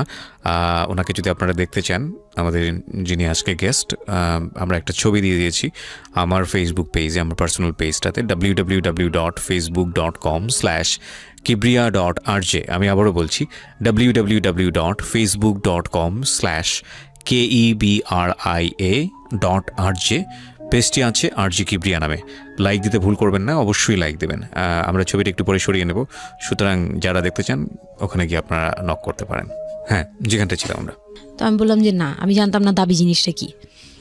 তো না বলার পরেই সে তো মানে আমার কাছে খুবই, মানে এই কথাগুলো বলতে আমি বলতে পারবো না। না, ঠিক আছে, বলার দরকার নেই, আমরা জাস্ট সিচুয়েশনটা বুঝতে যাচ্ছি যে ওইটা আমার ফার্স্ট নাইট ছিল, আর আমি ওগুলা মানে ওই ফিজিক্যাল ব্যাপারগুলো আমি বুঝতাম না, ওই সময়টাতে বোঝার কথাও না, বুঝতামও না, একদমই বুঝতাম না যে এই হয়। তো যখন উনি শুরু করলো, শুরু থেকে শেষ পর্যন্ত মানে খুব অল্প সময়ের মধ্যে খুব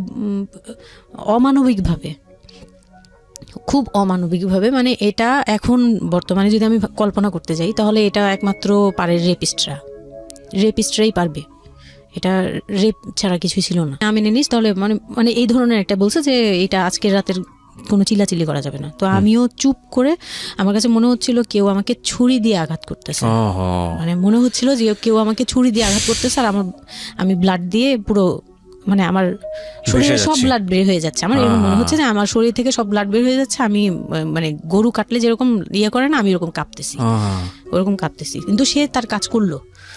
আমি খুব অবাক হয়েছি যে আমি উঠে বসতে পারতেছিলাম না, সে আমাকে টান দিয়ে উঠে বসাইছে, বসায় বলতেছে ওয়াশরুমে যাও। আমি ওয়াশরুমে কীভাবে গেছি আমি জানি না, আমি খুব ধরে ধরে খুব মানে খুব কষ্টে কাঁপতে কাঁপতে ওয়াশরুমে গেলাম, ফ্রেশ হয়ে আসলাম। আসার পর আমি খুব কষ্টে যে আমি যখন বিছানায় মানে ঘুমাতে যাব তখন আবার মাই গুডনেস, এরকম করে সে সারা রাতে মানে রাত 3টা থেকে ভোর সকাল 8টা পর্যন্ত 4বার আমার সাথে এইরকম করলো। আমি আর সকালে উঠতে পারি না, মানে আমি উঠে বসতে পারি না। তারপর 2-3 দিন কি হয়েছে আমার মাথায় নেই, মানে আমি এখন আর এটা বলতে পারবো না, কারণ আমি পুরো সেন্সলেস ছিলাম আর ওনারে দেখলেই আমার ভয় লাগতো। সে যতবার আসতেছে সামনে। 2-3 দিন আপনি সেন্সলেস অবস্থায় ছিলেন? আমি জানি, মানে আমি সেন্স ছিল, কিন্তু আমি এখন গল্পটা বলতে পারবো না যে এই 2-3 দিনে কি হয়েছে। আচ্ছা আচ্ছা। এই 2-3 দিন আমার বৌভাত হয়েছে, আমাকে পার্লারে নিয়ে যাওয়া হয়েছে, কিন্তু আমি নিস্তব্ধ।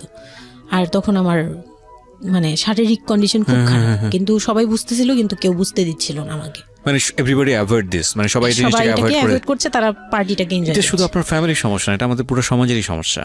এটা সমাজটাই অ্যাভয়েড করে। এবং আমার মনে আছে I face huge difficulty for the first time যখন আমি রেডিওতে এই ধরনের একটা, আমি নট আজকেই না প্রথম, আমি এটা আগে বিষয়গুলো খুব চ্যালেঞ্জ জায়গা থেকে আমি প্রচার করার চেষ্টা করেছিলাম। অ্যান্ড আই ফেস, এগুলো হয়তো আমার লিসনাররা কখনোই জানে না, আই ফেস হিউজ ডিফিকাল্টিস। যখন আমার প্রথম বইটা পাবলিশড হয় সেটা নিয়েও আমার একটা বড় ধরনের ডিফিকাল্টি ফেস করতে হয়েছে। একটা অদ্ভুত বিষয় হচ্ছে আমাদের সমাজে এই বিষয়গুলোকে আমরা অ্যাভয়েড করি, আমরা ঢেকে রাখতে চাই, আমরা মনে করি এটা একটা ট্যাবু, এটা সমাজে 8-10 জন মানুষের সামনে এটা নিয়ে আলোচনা করা যায় না। একটু চিন্তা করে দেখবেন আলোচনা করা যায় না এটা কোন অর্থে? যদি বিষয়টা নিয়ে সুড়সুড়ি দেওয়া হয়, যদি বিষয়টা নিয়ে এমনভাবে বলা হয় যে এটা এমনভাবে প্রেজেন্ট করা হচ্ছে যেটা একটা রগরগা বিষয়, এবং সেটা শুনে আরও কারোর মধ্যে এই ধরনের পাশবিক বা সে আসলে এন্টারটেনমেন্টের জায়গা থেকে নিয়ে এটাকে মজা হিসেবে নিল, বিষয়টা তখনই একটা প্রশ্ন আসে। কিন্তু যদি বিষয়টা লেসনের জায়গা থেকে আসে, একটা সামাজিক শিক্ষার জায়গা থেকে আসে, যে একটা পুরুষ সে 37 বছর বয়স, সেটা আমিও হতে পারি, আপনিও হতে পারি, বা যে ছেলেটা ওনার জীবনে এসছে সে তো হয়েছেই, যে তারা যেন কখনো এরকম অমানবিক না হয়। এবং নট অনলি দিস, একটা মেয়ে যখন 13 বছরের থাকে তাকে পরিবারের এত বড় সাপোর্টের জায়গা থেকে বাবা এত ভালোবাসতো, তার জায়গাটা থেকেও কোনো একটা সাময়িক সমস্যার সমাধান করবার জন্য বা যাই হোক না কেন শেষ পর্যন্ত যে রাজি হয়েছে, এরকম এক ধরনের এটা তো জবাই করা আমি বলবো, যে একটা মেয়েকে শুধু শারীরিকভাবে হয়তো সে যেই প্রবলেমটা ফেস করেছে ওই রাতে সেটা হয়তো সে ধীরে ধীরে রিকভার করবে, কিন্তু সারা জীবনের জন্যে সে যে মেন্টালি ওই জিনিসটাকে ভয়ানক রকমভাবে একটা বাজে জায়গায় বাজেভাবে চিন্তা করা শুরু করলো মানুষের জৈবিক চাহিদার জায়গাটাতে, এটা তো একটা মানুষের থিঙ্কিংটাকে জবাই করে দেয়া, তাই না? এবং এইটা কত ভয়ানক রকমের অপরাধ, কত ভয়ানক রকমের ভুল।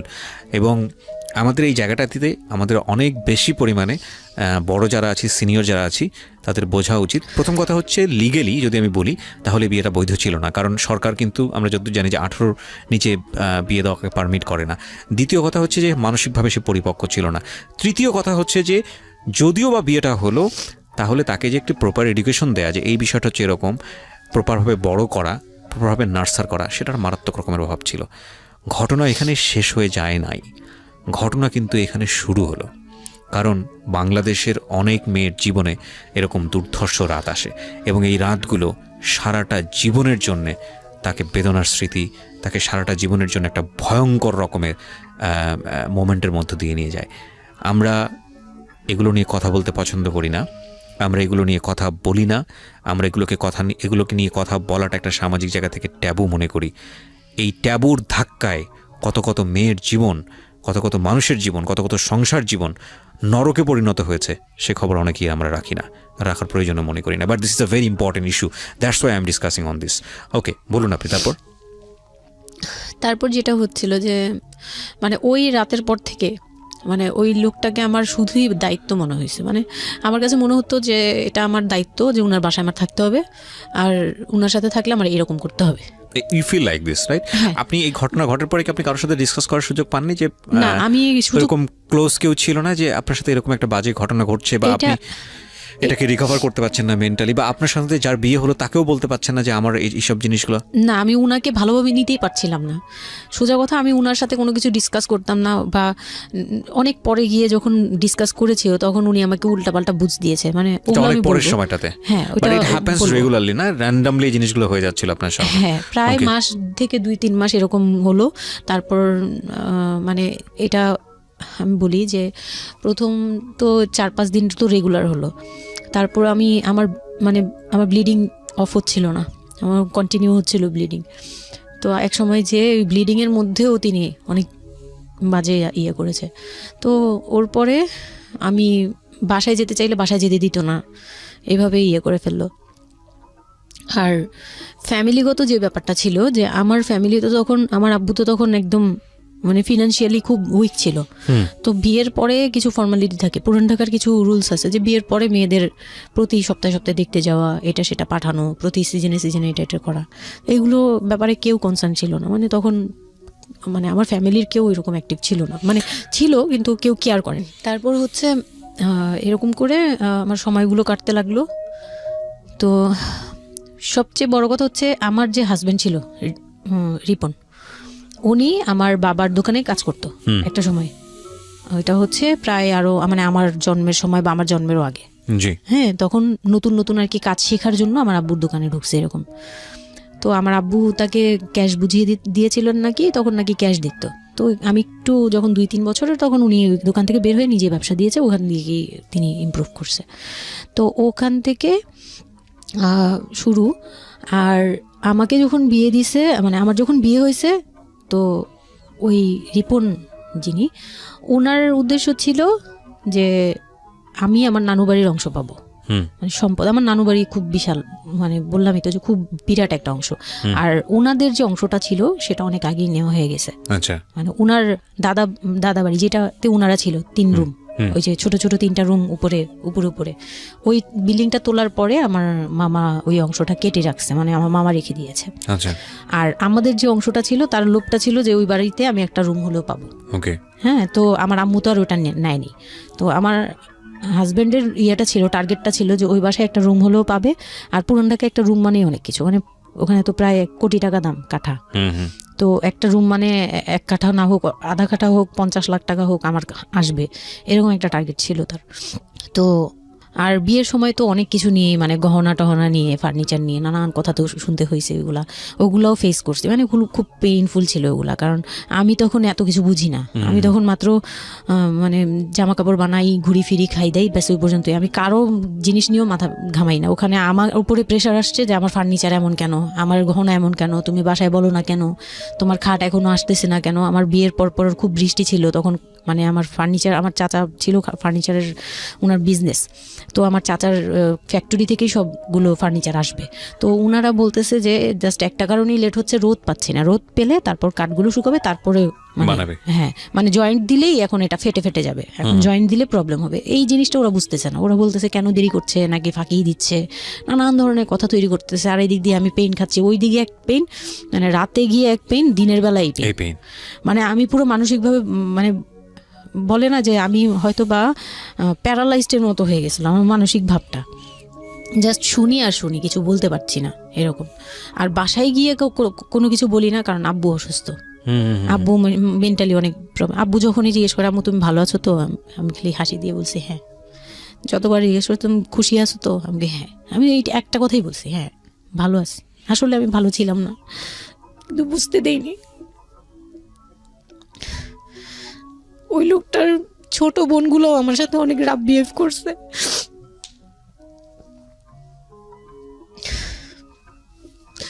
তো অনেক রুডলি আচরণ করেছে। আর ওনার যে ছোট ভাইটা ছিল, মানে আমার যে মেজো ভাই যেটা আর কি, ওনার আগে যেটা বিয়ে করেছে, তো ওনার ওয়াইফ ছিল আমার অনেক বছরের বড়, কারণ তাদের বিয়ে হয়েছিল 12 বছর আগে। আমার বিয়ের 12 বছর আগে তার বিয়ে হয়েছিল। আমি যখন বাড়িতে বেড়াতে আসতাম তখন মানে ভাবি রাতে খাওয়া দাওয়া এরকম, আমি ভাবি বলেই ডাকতাম, কিন্তু সম্পর্কে আমি বড় যা। কিন্তু উনার প্রায় উনাকে আমাকে একসাথে কোথাও দেখলে কেউ বলতো যে তোমার মেয়েটা, মানে এভাবে বলতো। তো ওই দিক থেকে উনার একটু, এটা জেলাসি বলবো না, এটা হয় আসলে, এটা নর্মাল একটা ব্যাপার। কারণ একটা উনি অনেক এজ হয়ে গেছিল, উনি নিজের জায়গা থেকে নিজেকে একটু দুর্বল মনে করতো। আমাকে এমনিতে সাপোর্টও দিত, আবার অনেক সময় দেখে কিন্তু পেইনও দিত। অনেক পেইন দিত, কিন্তু আমি ওই সময়টাতেই কেন জানি আমি ছোট থেকে এই জিনিসগুলো বুঝতে চেষ্টা করি যে কেউ আমাকে কেন জেলাসি করছে, কারণ তার মধ্যে কোনো দুর্বলতা আছে, আমার ওইটার জন্য মায়া হয়। আচ্ছা আমার কখনো এইটা মনে হয় না যে সে কেন জেলাসি করবে, আমি তার সাথে এখন কোচাকুচি করবো, মানে এই টাইপের মেন্টালিটি আসে না আমার। কেন Okay. জানি মনে হয় এই জায়গাটা যদি শুধরানো যেত, তাকে যদি একটু বোঝানো যেত আমি তাকে খুব ভালোবাসি বা আমি তাকে কিছু হেল্প করতে চাই, এরকম মনে হতো। তো ওই দিক থেকে আমি কিচ্ছু বলতাম না, কিন্তু সে আমাকে খুব পেইন দিত, কথাবার্তা এটা সেটা। উনি অনেক সিনিয়র পার্সন ছিল, তো কোনো গেস্ট আসলে আমাকে কিভাবে ছোট করবে, কিভাবে আমাকে অপমান করা যায়, কিভাবে কি দিয়ে, এগুলো নিয়ে সবসময় ইয়ে করতো। ওই দিকগুলো খুব পেইনফুল ছিল। তো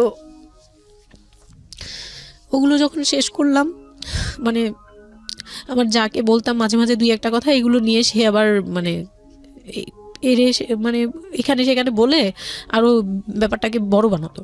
তো আমি তখন বুঝতাম না, এখন বুঝি। তো এর মাঝখানে হলো কি, আমি প্রেগনেন্ট হলাম। বিয়ের কয় মাস পরে? না, বিয়ের 1.5 মাস পরে আমি হচ্ছে কক্সবাজার যাব। আচ্ছা। আমার হাজবেন্ড বলতেছে যে ঈদ চলে আসছে, তুমি ঈদের মধ্যে কিছু না নিয়ে আসো, ঈদের পরে আমরা কক্সবাজার যাই, এখানে কোনো খরচ টরচ যাতে আমাদের না হয়, হ্যাঁ, এই জন্য আমরা কিছু কিনবো না। আমি বলছি আচ্ছা ঠিক আছে। তো তখন হচ্ছে বসুন্ধরা সিটি মার্কেটটা হচ্ছে নতুন হয়েছে। তো উনি বলতেছে আমরা বসুন্ধরা সিটিতে যাব শপিংয়ে, কিন্তু উনি যেটা বলতেছে যে আমার মানে বসুন্ধরা সিটিতে যাবে, কিন্তু আমাকে যে কিছু কিনে দিবে না এটা আমি জানতাম না। তো ওনার সাথে আমি গেলাম, প্রায় 20 থেকে 25 হাজার টাকা শপিং করলো। ওগুলা হচ্ছে সব ওনার বোন জামাই, বোনের বাচ্চা কাচ্চা, মানে ফ্যামিলির জন্য আর কি, ভাই বোন। আমিও পছন্দ করে করে কিনলাম সবার জন্যই যা যা লাগে। কেনাকাটার পরে আমি তো তখন ছোট মানুষ, তখন তো আমার 13-14 বছর বয়স। তো আমি কখনো এমন হয়নি যে আমি ঈদে জামা কাপড় নিইনি বা জামা কাপড় নতুন জামা কিনিনি, এরকম কখনোই হয়নি। তো ওইটা আমার বিয়ের ফার্স্ট ঈদ। তো আমার একটা শখ ছিল কি যে অন্তত একটা কটন ড্রেস হলেও আমি পাবো, এরকম একটা ইয়া ছিল আমার ভিতরে, যে না আমাকে কি আর না দিবে নাকি, বলছে দিবে না, হয়তো বা ভালো কিছু দিবে না, হয়তো নর্মাল কিছু হলেও আমাকে দিবে, ঈদে তো আর পুরনো জামা পরে থাকবো না। তো আমার এরকম ধারণা ছিল। ও পুরো শপিংটা শেষ করলো সারাদিনে, আমি রোজা রেখে পুরো শপিংটা করলাম খুব চয়েস করে করে। লাস্ট মোমেন্টে যে সে আমাকে নিয়ে চলে আসতেছে, যখন সে আমাকে নিয়ে রওনা দিল, মানে আমার মনটা খারাপ হয়ে গেল। আমি কিচ্ছু বলিনি। বিয়ের প্রথম ঈদ এটা। তো আমি কিচ্ছু বলিনি।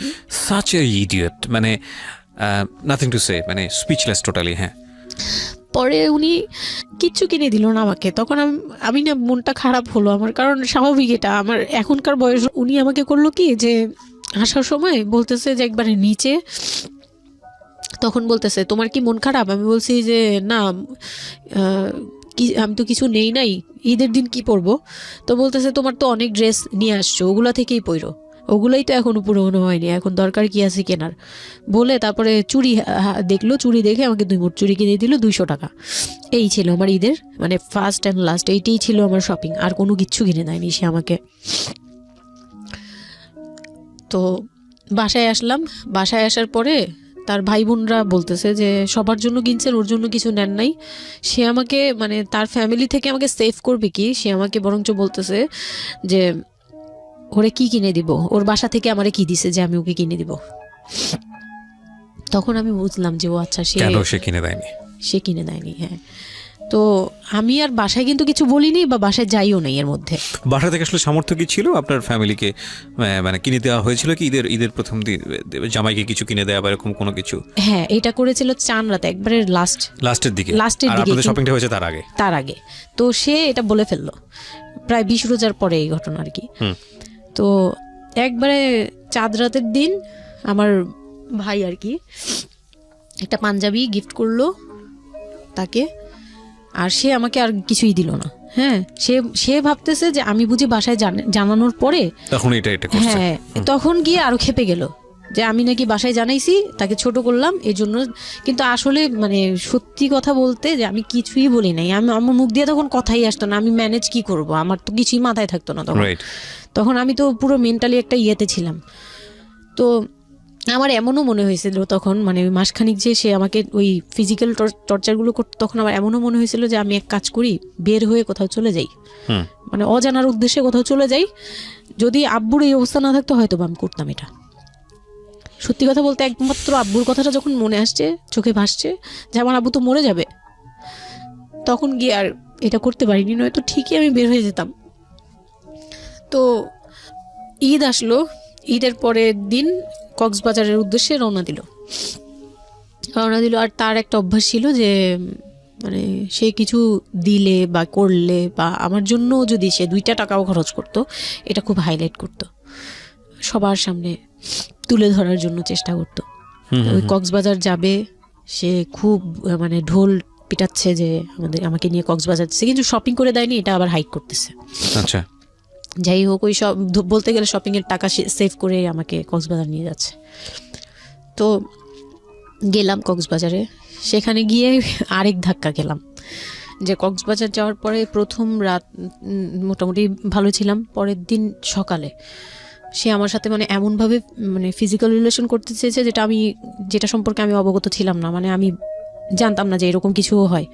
তো এক সময় সে আমার হাত পা জোড়াজোড়ি করে ধরে, মানে প্রায় হাত পা বাঁধার মতো জোড়াজোড়ি করে সে আমার সাথে ওই রকম কিছু করতে চায়। তখন আমার মানে আমি খুব বাধা দেওয়ার পরে বা চিল্লাচিল্লি করার পরে সে আমার গায়েও হাত তুলে 2-3টা চট থাপ্পড় দেয়।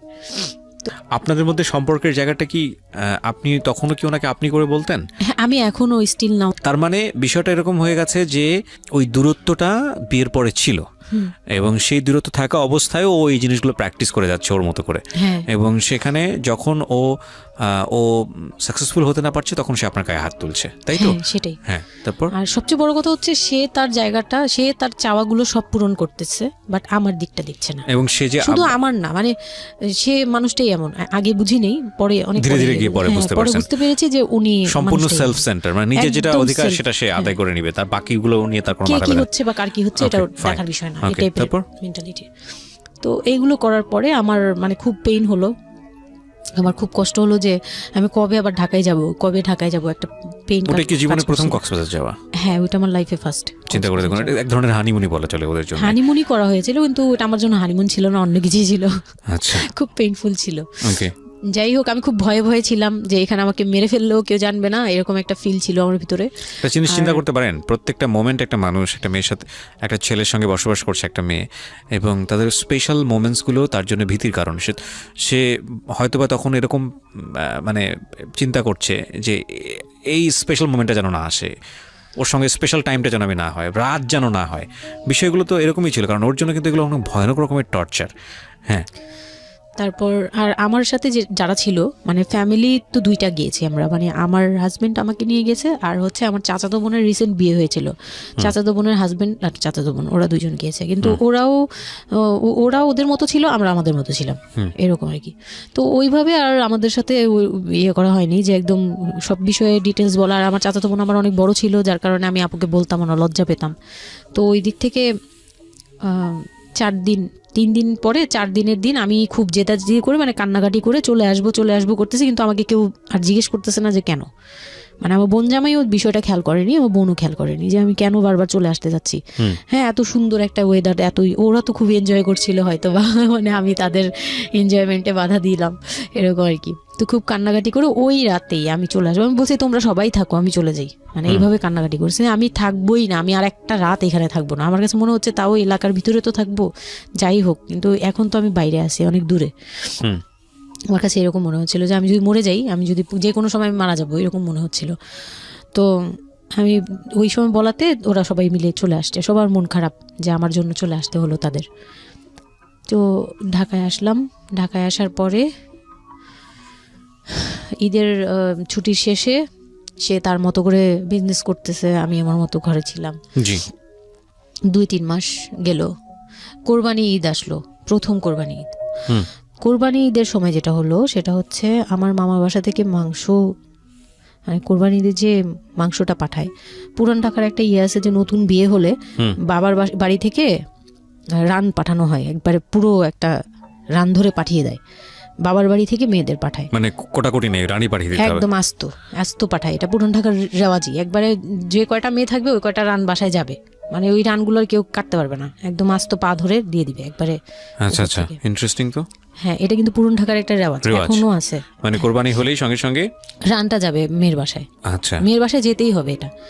তো ওই রকম আমার মানে ওরা আশা করছিল যে আমার মামা এরকম করবে, কিন্তু আমার মামা তো প্রায় অনেক বড় গরু দেয়, আর একটা দেয় না, 2টা থেকে 3টা দেয়। তো ওনার নিজেরই আছে 3টা মেয়ে, 3 মেয়ের শ্বশুর বাড়িতে পাঠাতে হয় 3 রান, মানে এখন এক মেয়ের, বড় মেয়ের যে 20 বছর 22 বছর হয়ে গেছে বিয়ের, তারপরও পাঠাচ্ছে, প্রতিনিয়ত পাঠাতে হয়।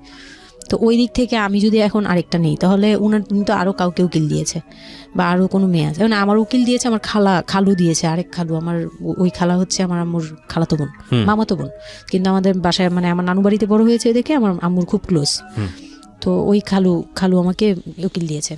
তো ওই দিন করলো কি যে এই রান পাঠায়নি বলে, সেই রান পাঠায়নি ঠিকই, কিন্তু রানের যে উপরের অংশ মানে বড় একটা পিস আমার বাসায় পাঠানো হয়েছে আমার উদ্দেশ্যে, আর নামটা আমার লিখে দিয়েছে, আমার নাম লেখা এটা পাঠিয়েছে। তো ওই মাংসটা রেখে যখন চলে গেছে না আমার ভাই, তার ছোট বোন, আমি তখন মানে দেখলাম যে মানুষ কতটা হিংস্র হলে পরে এরকম ফেস হয়। আমি তো চুপ করে বসে আছি, আমি কিছুই মাথায় নেই যে এটা নিয়ে যে কী হবে, আমি বুঝিই নেই বিষয়টা। সে মাংসটা ধরে রাস্তায় ফেলে দিছে ঈদের দিন রাস্তায় ফেলে, এই মাংসে কেন ওর নাম লেখা থাকবে, তাহলে এই যে আমরাও তো ভাগ্নি, মানে আমরাও ভাগ্নি, আমাদের বাড়িতে আমার মাংস আসছে, ওর নাম দিয়ে আসছে, তাহলে রান আসলো না কেন? দোষ হয়ে গেছে, এটা খুব বড় অন্যায় হয়ে গেছে। ভয়ানক। আমি ভয়ানক বলছি কারণে যে আমাদের সমাজে কিছু কালচার আছে যেগুলো আসলে মেয়ের বাড়ি থেকে পূরণ করা হয়, ধরে নেওয়া হয়, বা ছেলের বাড়ি থেকেও। সেটা পাঠ্য বইয়ে তো থাকে না, এগুলা মানে কালচারে আছে, এগুলো শুনতে ভালো লাগে, কিন্তু প্র্যাকটিসের জায়গা থেকে যদি এটা অত্যাবশ্যকীয় নিয়ম হয়ে যায়, কখনো কখনো যেটা কতটা ভয়ানক পেইনফুল হয়। কান্ট ইউ এভার ইমাজিন যে বাবার সামর্থ্য নাই, তারপরে তাকে চিন্তা করতে হচ্ছে যে আমার মেয়ের বাড়িতে একটা রান পাঠাতে হবে, আমার কোরবানি দেওয়ার সামর্থ্য নাই, এই রান পাঠানোর জন্য আমাকে কোরবানি দিতে হচ্ছে। মানে আমাদের এই ব্যাড প্র্যাকটিসগুলা কতটা ভয়ানক হয়ে গেছে আমাদের সমাজে, এবং ইনফ্যাক্ট এগুলো নিয়ে কেউ কখনো কথা বলে না। এগুলো নিয়ে কথা বলা উচিত। একটা মানুষ, একটা সোসাইটি চেঞ্জ হবে কীভাবে, একটা মানে পুরো কমিউনিটি চেঞ্জ হবে কীভাবে, একটা রাষ্ট্র চেঞ্জ হবে কীভাবে, এই ছোট আমরা তো সব জায়গাতেই পয়জনাস। এই ছোট বিষয়গুলো যদি চেঞ্জ না হয়, আমরা যে এত ডিগ্রি নিচ্ছি, প্রতি বছর পিএইচডি, ভুরি পিএইচডি বের হচ্ছে, ডক্টরেট, হ্যাঁ, আমাদের বিশ্ববিদ্যালয়ে ভরে যাচ্ছে, আমাদের ছেলেমেয়েরা গোল্ডেন A+, আমাদের পাশের হার বাড়ছে, কিন্তু এই সব যে মানে খোরা কালচার, ল্যাংড়া টাইপের কালচার, এগুলোর যে পরিবর্তন হচ্ছে না, বা এগুলো নিয়ে যে কেউ কখনো কোনো কথা বলে না, এগুলো নিয়ে না পত্রপত্রিকায় কথা হয়, না কোনো মিডিয়াতে কথা হয়, অথচ এগুলো আমাদের জীবনটাকে পঙ্গু করে দিচ্ছে, এবং এগুলো নিয়ে কেউ কখনো কথা বলে না। আমরা যৌতুক নিয়ে কথা বলি, এবং যৌতুক একটা ঘাতক ব্যাধি, আমরা যৌতুক মোকাবেলা করতে পেরেছি, কিন্তু এই কালচারের মধ্যে যে যৌতুক ঢুকে বসে আছে, সেটা নিয়ে আমরা কেউ কখনো কথা বলি না, এবং এগুলো নিয়ে কথা বলা উচিত। কথা নইলে আমরা আসলে কিওর হব কিভাবে? আমরা যে বলি যে আমাদেরকে শুদ্ধ হতে হবে, আমরা মানুষ হিসেবে ভালো হতে হবে, বাট হাউ? আমাদের তো রন্ধ্রে প্রবলেম। সো প্রবলেমটাকে প্রবলেম বলা উচিত, অ্যাটলিস্ট কাউকে না কাউকে তো স্পিক আউট করতে হবে, এবং স্পিক আউট করলে তাহলে এই প্রবলেমগুলো সামনে আসবে, এবং সামনে আসলে এগুলো নিয়ে কিওর নিয়েও মানুষ কথাবার্তা বলবে। আমি তো জীবনে কোনোদিন শুনিও নাই, আমি জানি না পুরান ঢাকার এই কালচার যে মেয়ের বাড়িতে রান পাঠাতে হয়, এটা এখনো আছে, এবং এটা নিয়ে মোটামুটি মারামারি বাঁধার মতো অবস্থা। হ্যাঁ, এটা নিয়ে মানে এটা কোনোভাবেই মিস করা যাবে না, এরকম অবস্থা। তো আমার বাসায় কিন্তু রান আসছে, আমার বাসায় পরে রান আসছে। ওকে, ওইটা ছিল ঈদের দিন। হ্যাঁ, ঈদের দিন তারা আমাকে খুব ব্যাডলি কথা শুনাইছে, আমাকে সামনে বসিয়ে রেখে, মানে 4-5 ভাই বোন একসাথে বসে যেরকম মিটিং, মনে হয় আমি অনেক বড় একটা পাপ করে ফেলছি তার ভাইয়ের কাছে বিয়ে হয়ে। আমার পাপ হয়েছে যে আমি নাকি তার ভাইকে কিভাবে ভুলিয়ে ভালিয়ে, আমি তখন ভুলাবো কি, আমার তো ভালানোর প্রশ্নই আসে না। আমি তখন মনে মনে মানে হাসিও পাচ্ছে, আমি অবাক হচ্ছি যে এগুলো কি বলতেছে, আমি নাকি তাদের ভাইকে হাত করেছি, এই টাইপের কি কথা বলতে, মানে আমি এখন বলতে পারবো না বুঝিয়ে। তো এগুলো বলছে, তো আমার কাছে খুব মনে হচ্ছে যে আমি কান্না করতেছি, খুব কান্না করছিলাম। তো কান্না করার পরে আমার যে হাজবেন্ড ছিল, সে কেমন একটা লোক যে সে এটাও বললো না যে মাংসটা তুলে নিয়ে আসি। এটা তো একটা মানে বলতে গেলে কোরবানি দেওয়া হয়। আপনার শ্বশুর বেঁচে ছিল না? না, আমার শ্বশুর শাশুড়ি দুজনই মারা গিয়েছে। তো তার মানে ওই পরিবারের মূল হর্তাকর্তা হচ্ছে আপনার হাজবেন্ডই? হ্যাঁ। আচ্ছা। তো তখন সে ওই মাংসটা নিয়ে আসলো না, ভাই বোন ফেলে দিছে, সেও তাদের সাথে তাল মিলাচ্ছে। কিন্তু আবার আমাকে সরাসরি কিছু বলছে না, কিন্তু কুকুর কামড় দেওয়ার কথা, কারণ পুরান ঢাকায় তো কুকুরের অভাব নেই রাস্তাঘাটে, আমি যেটা দেখি। না, ওইগুলির ভিতরে নাই, ছিল না, ওইগুলিতে ছিল না, থাকলে হয়তো। আর এগুলো করলে তো আপনাদের যে কালচারটা, সেটা হচ্ছে পুরান ঢাকায় একটা জিনিস খুব ভালো লাগে, একটা ফ্যামিলির খবর আরেকটা ফ্যামিলি জানে, যে এই ফ্যামিলির পরিবারে কি হচ্ছে, এই পরিবারে কি হচ্ছে না হচ্ছে। আশপাশে তো খুব মানে ওরা তো খুব লাগানো বাড়ি ঘর, তো সবাই শুনে, এক দেয়াল দুই বাড়ি। তার মানে এগুলো নিয়ে কত কানাঘুষা তো হচ্ছিল নিশ্চয়ই। পুরো এলাকা, আমি যে কি পরিমাণ মানে লজ্জা, মানে অনুতাপ, আমাকে মানে এমন বানিয়ে ফেলছে যে আমি ওই বাড়িতে শুধু। ক্লাস 9-এ পড়ুয়া একটা মেয়ে, যেখানে তার মানে রঙিন স্বপ্ন নিয়ে ডানা মেলে বাঁচার কথা, এবং ঢাকাতে বড় হয় একটা মেয়ে, ক্যান্ট ইউ এভার ইমাজিন? সেই মেয়েটার ঈদের সময় আমরা সাধারণত দেখি যে সকালে একটা ড্রেস পরবে, দুপুরে একটা পরবে, রাতে একটা পরবে, বান্ধবীদের সঙ্গে ঘুরে বেড়াবে, এবং মানে পাংখা যেটাকে বলে ওইরকম একটা এইজ।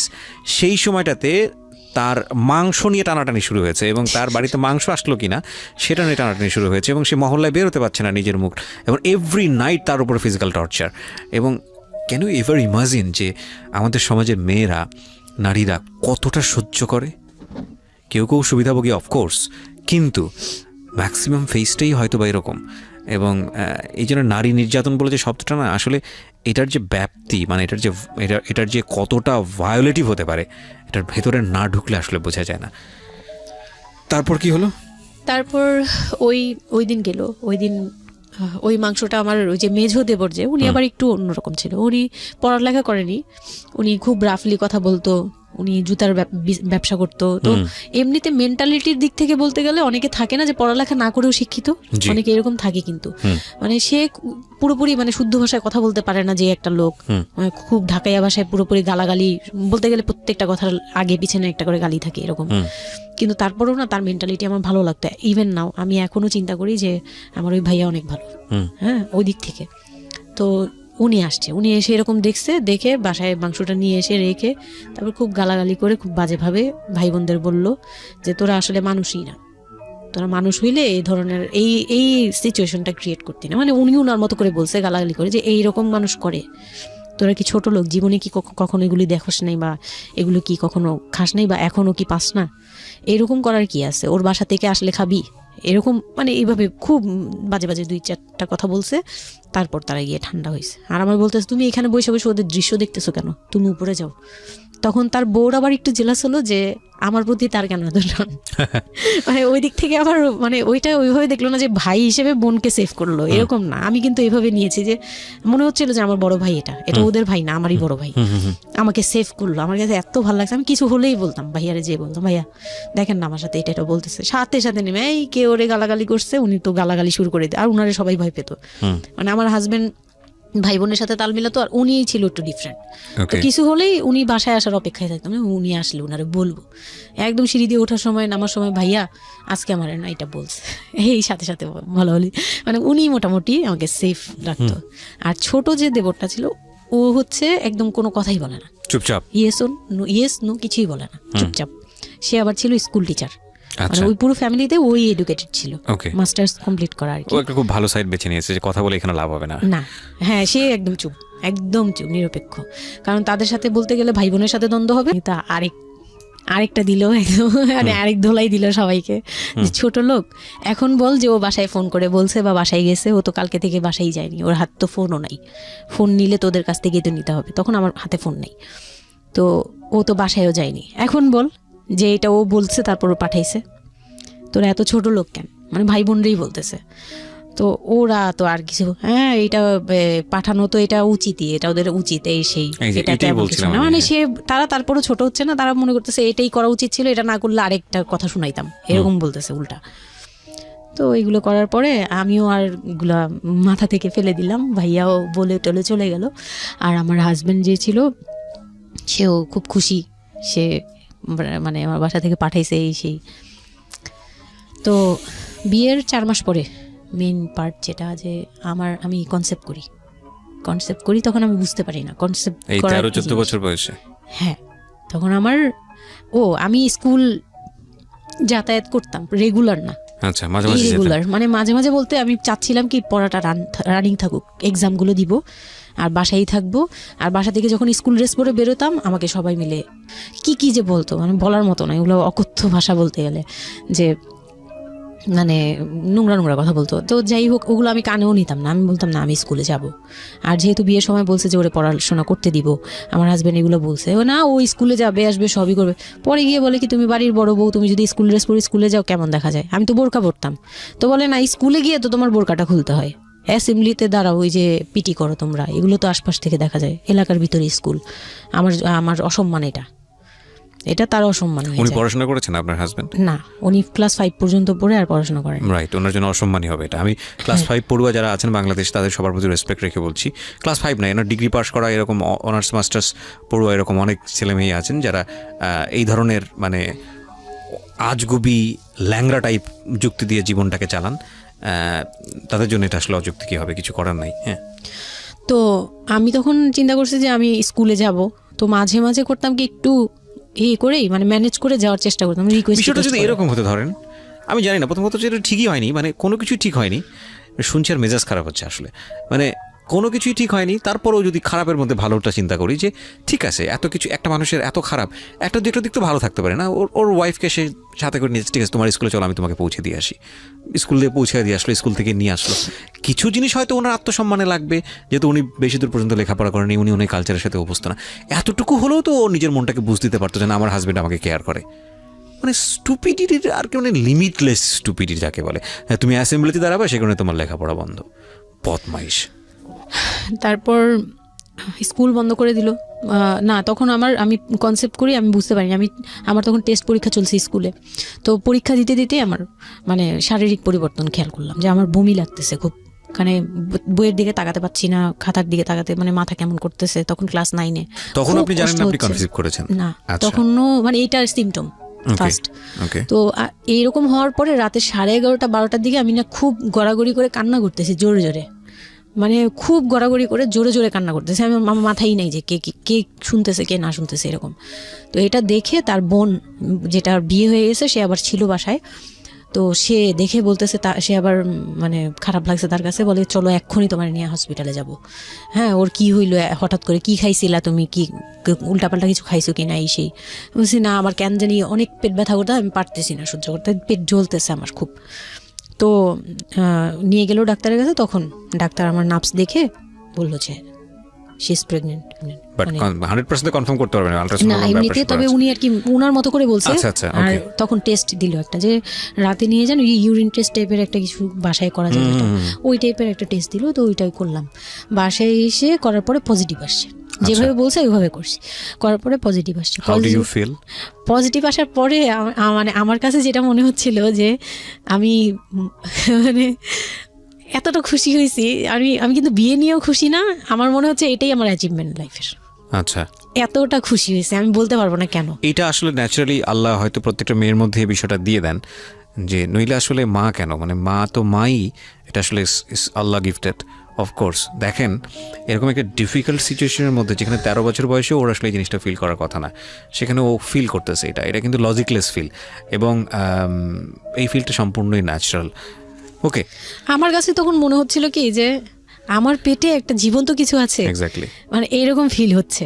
আর আমি এটাকে মানে একটা কিউরিওসিটিও, যে দেখি তো কি হয়, কতদিন পরে কি হবে, মানে এটা আস্তে আস্তে বড় হবে, এটা কি করবে পেটে, এটা কিভাবে আসবে, মানে দুনিয়াতে কিভাবে আসবে, এটা এইগুলোও জানি না আমি, যে মানে এটা বড় হলে পরে এটা যে কিভাবে দুনিয়াতে আসবে। You feel like it's a game, কোন একটা খেলা, মজার একটা খেলা, যে আমি একটা কিছু পাইছি, এটা নিয়ে থাকা যাবে এখন, এরকম মনে হচ্ছিল তখন। খুব মানে খুব কেন জানি খুব আনন্দ, মানে মা হওয়ার ফিল না, কিন্তু এটা মা হওয়ার ফিল না, কিন্তু কিউরিওসিটির জায়গা থেকে কিছু একটা আছে আমার সাথে, আমি এটা নিয়েই থাকবো এখন, মানে আমি একটা কিছু পাইছি এখন, আর আমি একা না, এরকম মনে হচ্ছে। তো আমি না দৌড়ে দৌড়ে বের হয়ে বললাম কি, ওই যে বোনটা আমাকে রাতে নিয়ে গেছিলো ডাক্তারের কাছে, সে তো ছিল রাতে। তো আমি বের হয়ে বলতেছি কি, আপা আমার না এইরকম 2টা আসছে, মানে এই পজিটিভ স্টেপগুলো আসে যেগুলো বলছি। পরে সে না সাথে সাথে বলে কি, এখন তো আমাদের কদর কমে যাবে আরো। প্রথম ডায়লগ ছিল এটা, মানে মনটা খারাপ করে সে বড় নিঃশ্বাস ফেলে বললো, হ্যাঁ এখন তো আমাদের কদর কমে যাবে, আর তো এখন তো আর কম কম আসা লাগবে। তার সাথে ছোট বোনটা বলতেছে, তুমি না সময় কমে বুঝে কথা বলো না, এইগুলো তো বুঝতে হবে, মানে তাদের মতো করে তারা বলতেছে, যে পুরান ঢাকার মানুষ যেভাবে বলে ওইভাবে বলতেছে, যে এগুলো তো বুঝতে হবে যে এগুলো প্ল্যান করা, মানে আমি ইচ্ছা করে কনসেপ্ট করছি এরকম কিছু বুঝাইছে, কিন্তু আমি তখনও না এই জিনিসটা মানে ঘোলা ঘোলা, আমি বুঝি নাই যে ওরা কি বলতেছে দুইজনে। তা আমি বলি যা মজা তাই বলুক, আমি আমার মতো থাকি। তা আমি দৌড় দিয়ে গিয়ে আমার হাজবেন্ডকে না বললাম, এই উঠেন না উঠেন না উঠেন না। আমি তখনও পর্যন্ত কিন্তু তাকে খুশি হয়ে গেছে বলিনি, ফার্স্ট তাকে খুশি মনে কিছু বলতেছি। বিয়ের 4 মাসে আমি তাকে কখনো ডাকও দিইনি, তাকে কিছু বলিও নাই, বা আমি ওনাকে কোনো রিকোয়েস্টও করি নাই, কোনো আহ্লাদও করি নাই। ফার্স্ট মানে মনে হলো যে আহ্লাদ করে বলি যে জানেন আমি এরকম আসছে আমার। তো আমি কাকে বলবো, কাকে ওদেরকে খুশি করতে পারিনি, যাই রে দেখি খুশি করতে পারি কিনা। যে তাকে ধাক্কা দিছি, সে ঘুম থেকে বিরক্ত হয়ে উঠলো, এই ধাক্কা কি করো কেন, কি হয়েছে? আমি তো মনটা ভেঙে কি যে আমি তো এরকম আমার পজিটিভ আসছে, দেখালাম যে এই যে এটা হলে না পজিটিভ হয়, রাতে পেট ব্যথা বলছিলাম না, তো ওইটার ইয়েতে এটা আসছে। তারপরে না চুপ হয়ে তাকায় আছে, বলে কি এইগুলা কি, এইগুলা কি মানে বুঝলাম না। বলে কি এইটা তো ঠিক না। কি ঠিক না? তারপর বলতেছে যে এই এখন তো এগুলোর দরকার নেই আমাদের, এখন তো এগুলোর কোনো দরকার নাই। তো আমি বলি আপনি আমার স্কুল যেতে দিবেন না। আমি এবার তখন মুখ খুললাম, আপনি স্কুল যেতে দেন না, তারপরে আর আমি তো এই জিনিস মানে এটা কিভাবে কি হয়েছে আমি তো জানি না। আমি ভাবছি যে আপনি হয়তো বা কিছু করছেন, আমি জানি না। আমি তাকে এইভাবেই বললাম খুলে যে আমি তো আসলে জানি না, যে আমি ভাবছি আপনি চাচ্ছিলেন এই জন্য হয়তো বা এরকম কিছু হয়েছে। আর মানে প্রোটেকশন নেওয়া টেওয়া সব কিছু তার উপর ডিপেন্ড করে। তারপর হচ্ছে এটা বলার পরে না মানে আমি আর কিছু বলার মতো ইয়েতে ছিলাম না, আমি চুপচাপ, যে ওরা কি করবে না করবে আমি কিছু জানি না। তো আমার হাজবেন্ড যেটা করলো, যে সে চাচ্ছিল না যে আমি মানে সে চাচ্ছিল না বেবিটা, মূল কথা হচ্ছে সে চাচ্ছে এটাকে অ্যাবর্ট করে ফেলতে, মানে কিন্তু কিছু বলতেও পারছে না। আমি এবার বাসায়ও বলছি, বাসায় সবাইও খুব চিন্তিত আমার এইটুক বয়সে আমি কিভাবে কি করব। আর এদিক দিয়ে আমি এবার কিছুই বলছি না, আমি আমার মতো করে চলছি, নর্মাল লাইফ কাটাচ্ছি। আমার কোনো শারীরিক পরিবর্তন তেমন আসে নাই, সত্যি কথা বলতে শুধু একটু মানে কিছু কিছু খাবার আছে একটু বাজে লাগতো, এই ছাড়া আমার সবই নর্মাল। আমি নর্মাল ওয়েতেই আমি ওই ওষুধ খাচ্ছি রেগুলার, আর হাঁটা চলা করতেছি, লাফালাফি সিঁড়ি বাওয়া কোনো কিছুতেই আমার ইয়ে নেই। আছে ডাক্তার থেকেও কোনো ধরনের কোনো কন্ডিশন দেয়নি? না, ডাক্তার দিয়েছে, ডাক্তার ওই যে 2-1টা ওষুধ দিয়েছে। প্রথম কথা হচ্ছে ডাক্তার থেকে যে বাক্যটা আসলে ছিল যে এই 13 বছরের মেয়ের সাথে এটা কিভাবে হলো। ও ডাক্তার, হ্যাঁ। তখন যখন ফার্স্টে ওই দেখলো, তো উনি বললো যে এটা তো আসলে নষ্ট করাটা ওর জন্য রিস্ক। এক্স্যাক্টলি, মানে সব দিক থেকে তো রিস্ক। ডাক্তার যেটা বললো, যে জাফর ইকবাল আমার বাসার পাশেই ছিল উনি, তো উনি আমাকে যেটা বললো যে এই মেয়ের মানে রাখাটাও যেমন রিস্ক, ফেলে দেওয়াটা। আর যেহেতু মানে আল্লাহকে তো সবাই বিশ্বাস করি, তো বলতেছে যে যেহেতু আল্লাহ চাচ্ছে, যেহেতু এসেই পড়ছে, এটাকে নিয়ে আমরা মাতাবুরি না করি, যেহেতু রাখাও রিস্ক ফেলে দেওয়াও রিস্ক, তো রাখুক না। এটা এইভাবে আল্লাহকে নিয়ে বলা যাবে না, এমন বলছে, ভুল বলেছে না, উনি বলছে আর কি থাক ঠিক আছে, যদি ভাগ্যে থেকে থাকে তাহলে হবে। আর এই বয়সে হয়, কিন্তু এত অল্প বয়সে নেওয়াটা ঠিক না, উনিও এটা বলছে। তো ওইভাবে ইয়ে করার পরে তো আমি তো রাখছি ঠিকই, কিন্তু আমি তো মানে ওই সময়টা তো ভালোই গেছে। বাচ্চাটা হওয়ার পরে তো আমি বুঝতে পারছি যে আসলে জিনিসটা যে আমার পুরো কত বড় একটা ইয়ে ছিল। এখন আপনার হাজবেন্ড হ্যাপি না, সে চিন্তিত বিষয়টা নিয়ে। তারপর কি হলো? তারপরে থেকে তার মধ্যে আমার মধ্যে একটা বিরাট গ্যাপ তৈরি হলো, সে আমার সাথে মানে টোটালি মিশে না। ওকে। ওই সময় থেকে যখন শুনলো রাতে 3টা-4টা বাজেও আসে বাসায়, তার মধ্যে একদম পুরো চেঞ্জিং চলে আসলো হঠাৎ করেই। ওকে। কি কারণে জানি না, মানে আমি নিজেও জানি না আমার কি ভুল ছিল বা কি, আমি নিজেও বুঝছিলাম না তখন। ওই সময় একদিন আসলো রাতে 3:30 না 3টার দিকে, হ্যাঁ 3টার পরে আর কি আসছে। আসার পরে আমি ওই দিন খুব খেপলাম যে প্রত্যেক রাতে আমি একটা অসুস্থ মানুষ, আমি রাত জেগে আপনার জন্য ভাত নিয়ে বসে থাকি, আপনি প্রত্যেক রাতে এরকম লেট করে আসেন, আমাকে গেট খুলে দিতে হয়, আমি ঘুম থেকে উঠেও গেট খুললে আমার খুব কষ্ট হয়, সিঁড়িটা বেয়ে নেমে আমার গেটটা খুলতে হয়, আমার ভয়ও লাগে, আমি কখনো বাসায় একা থাকিনি। ওই প্রথম মানে আমাকে সে চুলে ধরে সে টেনে ও সিঁড়ি দিয়ে নামাইছে, মানে নামায় সে আমাকে বের করে দিবে এখনই। হ্যাঁ, এত বড় ইয়ে হয়ে গেছে, সাহস হয়ে গেছে, এক্ষুনি বাসা থেকে বের হও। সে কিন্তু নেশাও করে নাই, কিচ্ছু না, সুস্থ একটা মানুষ, এরকম করতেছে। তো তার ভাই বোনগুলো এসে বলতেছে আপনি কি মানুষজন কি বলবে, তারা মানুষজনের চিন্তা করতেছে, কিন্তু আমার যে টর্চার হচ্ছে এটা বলতেছে না। এইটা আরেকটা বিষয়, এই যে এগুলো বিষয় আসলে না আমার মেজাজ খুব খারাপ হয়ে যায়। যাই হোক, আপনি যেটা আনছেন আমি খুব সেন্সিটিভ একটা বিষয় একটু কথা বলতে চাই। সেটা হচ্ছে এই যে আপনারা যে তো মানুষজন চিন্তা করেন, নিজের ঘরের ভিতরে একটা মানুষ ঠিক নাই, এটা আমি আপনাদের কথা বলছি না, এটা বাংলাদেশের সামাজিক অবস্থার চিত্র। সেটা হচ্ছে আমরা নিজের ঘরের মধ্যে অনেক সময় দেখা যায় যে আপনারা যখন ঘরের মধ্যে একটা বিপদে পড়েন, আপনার চারপাশের লোকজনকে এসে আপনারা সেটা সলভ করে, তো ফার্স্ট আপনি ঘরের কথা আগে চিন্তা করেন, আপনার মেয়ে কীভাবে ভালো থাকবে সেটার কথা চিন্তা করেন, আপনার ছেলেটা কীভাবে ভালো থাকবে সেই কথাটা চিন্তা করেন। এতে যদি আপনার দুর্নাম হয়ও কিছুটা, সেটা আপনার ওভারলুক করা উচিত। বরং আপনি যাদের কথা চিন্তা করে এই ছেলে মেয়েদের প্রতি খারাপ আচরণ করতেছেন, আপনার ছেলে মেয়ে খারাপ থাকার কারণে একটা সময় গিয়ে সেটা আউটব্রাস্ট হবেই। যেই মান সম্মানের কথা আপনি চিন্তা করতেছেন সেই মান সম্মান আরও বেশি পরিমাণে ক্ষতিগ্রস্ত হবে। আমাদের সমস্যাটাই হচ্ছে এই জায়গাটায়, আমরা চারপাশের ঘরের লোকজন কি মনে করবে সেটা চিন্তা করি, অথচ চারপাশের ঘরের লোকজন কারা বসবাস করে, কোথা থেকে আসছে, কী অবস্থা সেই খোঁজ খবর আমরা রাখি না, কিন্তু আমাদের মান ইজ্জত তাদের হাতে। স্টুপিড মানে ফিলসফি নিয়ে আমরা আমাদের সোসাইটিতে চলি, and it's a very important thing, এবং এগুলোর পরিবর্তন হওয়া উচিত। তো তারপরে কি হলো? তারপর এই হলো ফার্স্ট এই গেল, এইটার পরে এরপর থেকে চলতেছে কন্টিনিউ, মানে এরকম আচরণই করছে সে আমার সাথে। একটু সময়, 4 মাসের সময়টা খুব ক্রুশিয়াল একটা মোমেন্ট, খুবই ক্রুশিয়াল একটা হ্যাঁ। সকালে উঠে আমার রুটি বানাতে হতো কন্টিনিউ, সে বাইরের নাস্তা খাবে না, তাকে রুটি বানিয়ে খাওয়াতে হবে। ওই অবস্থায় আমি মানে সকালে উঠে ঘুম থেকে উঠে রুটি বানাতাম, ওর ভাই বোনের জন্য, ওর জন্য, সবার জন্য বানাতাম। এটা না আমাদের সমাজের ছেলেরা না বুঝতেই চায় না, এবং এটা নিয়ে আমাদের কোনো শিক্ষা নাই। আসলে আমি মানে দেখলাম যে এতটা বর্বর কিভাবে। আমি আমার নিজেকে জড়িয়ে ওই কথাটা বলছি, কারণ আমি তো নিজেও বাবা হয়েছি, আমি নিজে থেকেও বুঝি এই জিনিসটা। মানে এই যে পরিবর্তনটা সমাজ, মানে পরিবারে যখন নতুন একজন সদস্য আসে, সবচেয়ে বড় প্রেশারটা ফিল করে হচ্ছে মা, কারণ তার লাইফ রিস্ক হয়ে যায়। কিন্তু এখানে বাবার যে দায়িত্বটা, খুব মজার বিষয় হচ্ছে, আমি আমার নিজের এক্সপিরিয়েন্সের জায়গা থেকেই বলতেছি, যে বাবার দায়িত্বের জায়গাটা বোঝা শুরু হয় সন্তান দুনিয়াতে আসার পর থেকে, এবং তাও ইমিডিয়েটলি আসে না। সন্তান একটু করে বড় হচ্ছে, অ্যাটাচমেন্টটা হচ্ছে, যখন নড়াচড়া সামনে দিয়ে নড়াচড়া করতেছে, একটু মিস হচ্ছে, দূরে থাকতেছে, তারপরে গিয়ে মানে সন্তান যখন মোটামুটি প্রাপ্তবয়স্ক, 1 বছর 2 বছর বয়স, ওই সময় বাবা ফিলটা আসে, তুলে দেয়, তখন গিয়ে প্রেজেন্টার নাই, তখন হচ্ছে বাবা ফিলটা পায়। তার আগ পর্যন্ত বাবা বুঝতেই পারে না, তো মনে আসলে কি বাচ্চাটা আমার কোত্থেকে আসলো, এই সত্যটা ফিলটা এরকম থাকে। এটা খুব ন্যাচারাল একটা ফিল, কিন্তু এই ন্যাচারাল ফিলটার সুযোগ নিয়ে অনেক সময় আমরা একটা অবুঝের মতো আচরণ করে ফেলি, ভয়ানক বাজে আচরণ করে ফেলি। একটা ইয়ে থাকে, মাত্রা থাকে, যেমন আপনি কতটুকু মানে কতটুকু কেয়ারফুল ছিলেন, কতটুকু ইয়ে ছিলেন, এটার কিন্তু একটা লেভেল আছে, পার্সেন্টেজ আছে, এবং এটা নিয়ে শেখানো উচিত আমাদের মানে এডুকেশন সিস্টেমের মধ্যে তো নাই।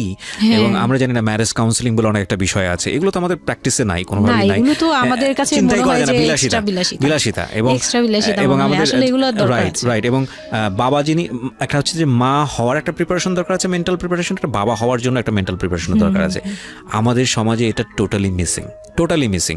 আমরা এই নারী দিদিদের কাছ থেকে যে গাইডটা পেয়ে আসছি, এবং সেটা না বুঝে না শুনে প্র্যাকটিস করেছি।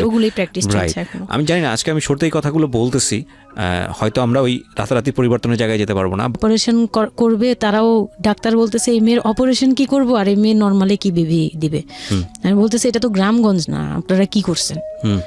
আমি তখন আরো শুকনা ছিলাম, তো আর এমনিতেও বয়সও কম ছিল, আবার শুকনাও ছিলাম, দেখতে আরো পিচ্ছি লাগতো। বলতো যে অনেক দুর্বল, তো ও তো মানে ঠিক মতো টেক কেয়ারও করেন নাই বাসায়। হ্যাঁ, বলতেছে একদম আমার এই হাতের মানে এইগুলো ব্রিনগুলো বুঝে যেত, এইগুলো বুঝা যেত, একদম হাড় গোড় বুঝা যেত। যখন অপারেশনের 12 ঘন্টা পর আমার সেন্স আসে, প্রায় 12 ঘন্টা। তার মানে আপনার বেবি হয়েছে, আপনি জানি না। পরে আমি যখন ঘুম থেকে মানে সিজারিয়ান বেবি, পরের দিন শুধু রাতে একটু টের পাই যে আমি আমার পাশে কেউ মানে ব্রেস্ট ফিড করছে, এটা ফিল পাইছি। শুধু মুখের দিকে তাকাতে পারিনি, চোখ খুলতে পারিনি, কিন্তু কেউ একজন আমার পাশে শোয়া, মানে আমার হাতের উপরে একটা বাচ্চা শোয়া, এইরূপ ফিল পেয়েছি। আর এরপরে যে চোখ বন্ধ করেছি, একবারে সকালে প্রায় 11-12টার দিকে আমার ঘুম ভাঙছে। তখন তাকানোর পরে একটু পুরোপুরি ইয়েতে, তো আমাকে উঠিয়ে নিয়ে আমাকে ইয়েতে ক্যাবিনে দেওয়া হলো। ক্যাবিনে দেওয়ার পরে আমি বাচ্চাকে দেখি, বারবার চিন্তা করি যে এটা আমার মেয়ে, কোত্থেকে আসলো, কিভাবে আসলো, আমি নিজেকে দেখি। তখন না আমার মাথায় এটাও ছিল না যে এটার বাবাকে, এটার ফুপুকে, এটার চাচা, কিন্তু হোয়াট এভার আমার বাচ্চা এটা, মানে আমি এখনো স্টিল না, আমার বাচ্চা এখন ক্লাস 8-এ পড়ে, এখনো আমি তাকে বাচ্চা বলি। হ্যাঁ, তো ও আর আমি একসাথে হাঁটলে মনে হয় কি মানে ফ্রেন্ড আমরা, এরকম। পরে হচ্ছে ওই বাচ্চাটা হওয়ার পরে সে খেলে, আমার খুব ভালো লাগে, তাকে নিয়ে আমার সময় ভালো কাটে। আমার আর মানে ওর বাবার কথা মাথায় নেই যে এই লোক শুধু মানে এনে দিবে ঘরে, আমি রান্না করব, খাবো, ব্যাস ওই পর্যন্তই শেষ। এর বাইরে আমার আমার দরকার আর নেই। এর দরকার নেই, কাউরই দরকার নেই। আমার বাচ্চা নিয়ে আমি পুতুলের মতো খেলি সারাদিন। ওর বাবা অনেক সময় দেখা গেত, ওর বাবা তো রাতে 2টা-3টায় আসতো, আসার পরে যে খাওয়া দাওয়া করে ঘুমাবে। তো আমি তো, আমার তো ওই রুম ছাড়া কোনো ওয়ে ছিল না, ওই রুমে আমি হাঁটাহাঁটি করতাম, বাচ্চা কান্না করতো। একদিন এমনও হয়েছে সে আমাকে ঘর থেকে বের করে দিচ্ছে, আমি নাকি ইচ্ছা করে বাচ্চাকে কাঁদাই আর তাকে ঘুমাতে দেই না। ওহো, হ্যাঁ, সে আমাকে বাসা রুম থেকে বের করে দিচ্ছে। Very bad. তো রাতে, এই এত রাতে বাসা থেকে যখন রুম থেকে বের করে দিচ্ছে, আমি সিঁড়িতে সারা রাত, মানে ওদের তো আর বারান্দাও নেই, হাঁটার জায়গা বাচ্চা নেই। কোথায় ছিল? বাচ্চা আমার কোলে, বাচ্চা কোলে নিয়ে সারা রাত বাচ্চা সিঁড়িতে? তাওয়াল দিয়ে পেঁচানো আমার কোলে, সে কান্না করতেছে, আমি সিঁড়িতে বসে আছি। আর আমি যখন সিঁড়িতে বসছি, আমি জানি না কি কারণে বাচ্চার কান্না অটো থেমে গেছে। রুম থেকে বের হয়েছি না, তো ওর বাবা যে ধমক টমক দিছে, আমি জানি না কি কারণে, হয়তো বা রাতও অনেক হয়ে গেছিল, অনেক কান্নাকাটির পরে হয়তো ও ক্লান্ত হয়ে গেছিল, ও মোটামুটি চুপ হয়ে গেছে সিঁড়িতে, নয়তো পুরো এলাকা জানার কথা এইরকম। রাইট, বাচ্চার কান্না তো অনেক দূর থেকে শোনা তো যায়। আমি সিঁড়িতে বসে বসে কান্না করছি সারা রাত, মানে তখন অলমোস্ট তখন 4টা বাজে আর ও কি, ভোর ভেতরে ভোর। ভেতরে ভাবে ঘুমিয়েছে নাক হ্যাঁ, ডেকে?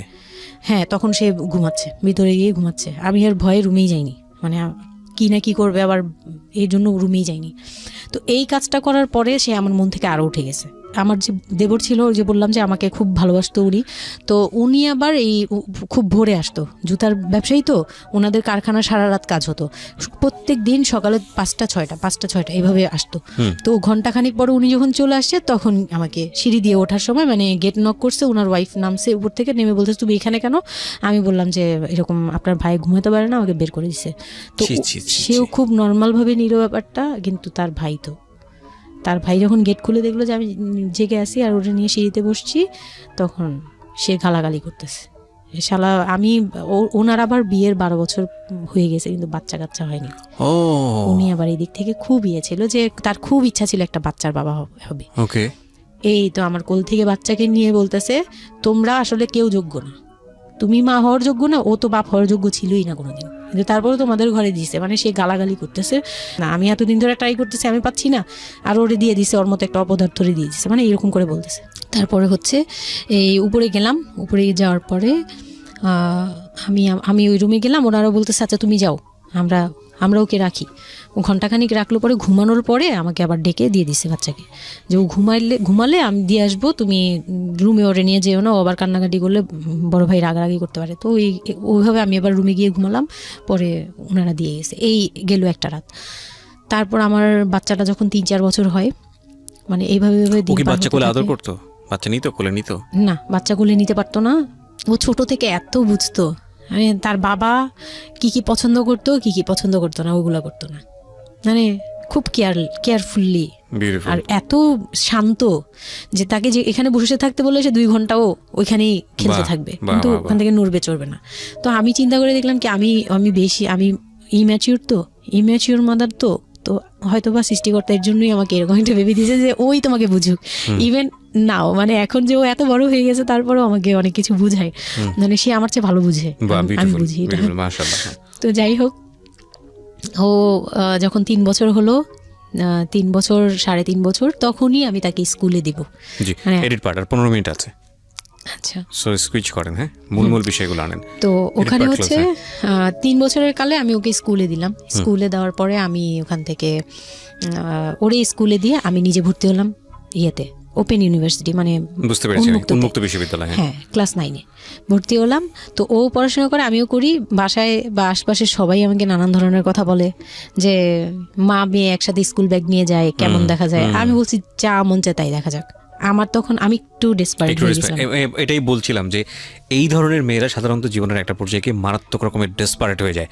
এটা শুধু মেয়েরা বলবো না, মানুষ বলবো আমি। তো আমি নিজে ইংলিশ মিডিয়ামে পড়ছি, তো মানে খুব বেশি বয়সগুলো পার হয়, ভালো লাগে না। তো বাংলা মিডিয়ামে দিলাম। শিশু শ্রেণী থেকে 1-এ উঠে গেল 4 বছর বয়সে, এইভাবে করে সে উঠতেছে, মানে সে খুব ভালো রেজাল্ট করে। আমারও খুব মজা লাগতে লাগলো, আমি তাকে পড়াই, নিজে পড়ি। 2জন মামে মিলে ওকে স্কুলে দিয়ে দেখা যায় আমি আমার কোচিংয়ে যাই, আমি আবার কোচিং করা শুরু করলাম। তো সেও খুব মজা পেত, যে তোমার ব্যাগ আর আমার ব্যাগ, মানে ওয়েট করতো। খুব মজার একটা সময় ছিল, যে 2জনের টিফিন নিয়ে যাচ্ছি। তো আমরা খুব মজা করে এরকম ক্লাস করতাম। ওর বাবার মাঝখানে একটু জেলাসি হলো, মানে মাঝে মাঝে খুব জেলাসি করতো।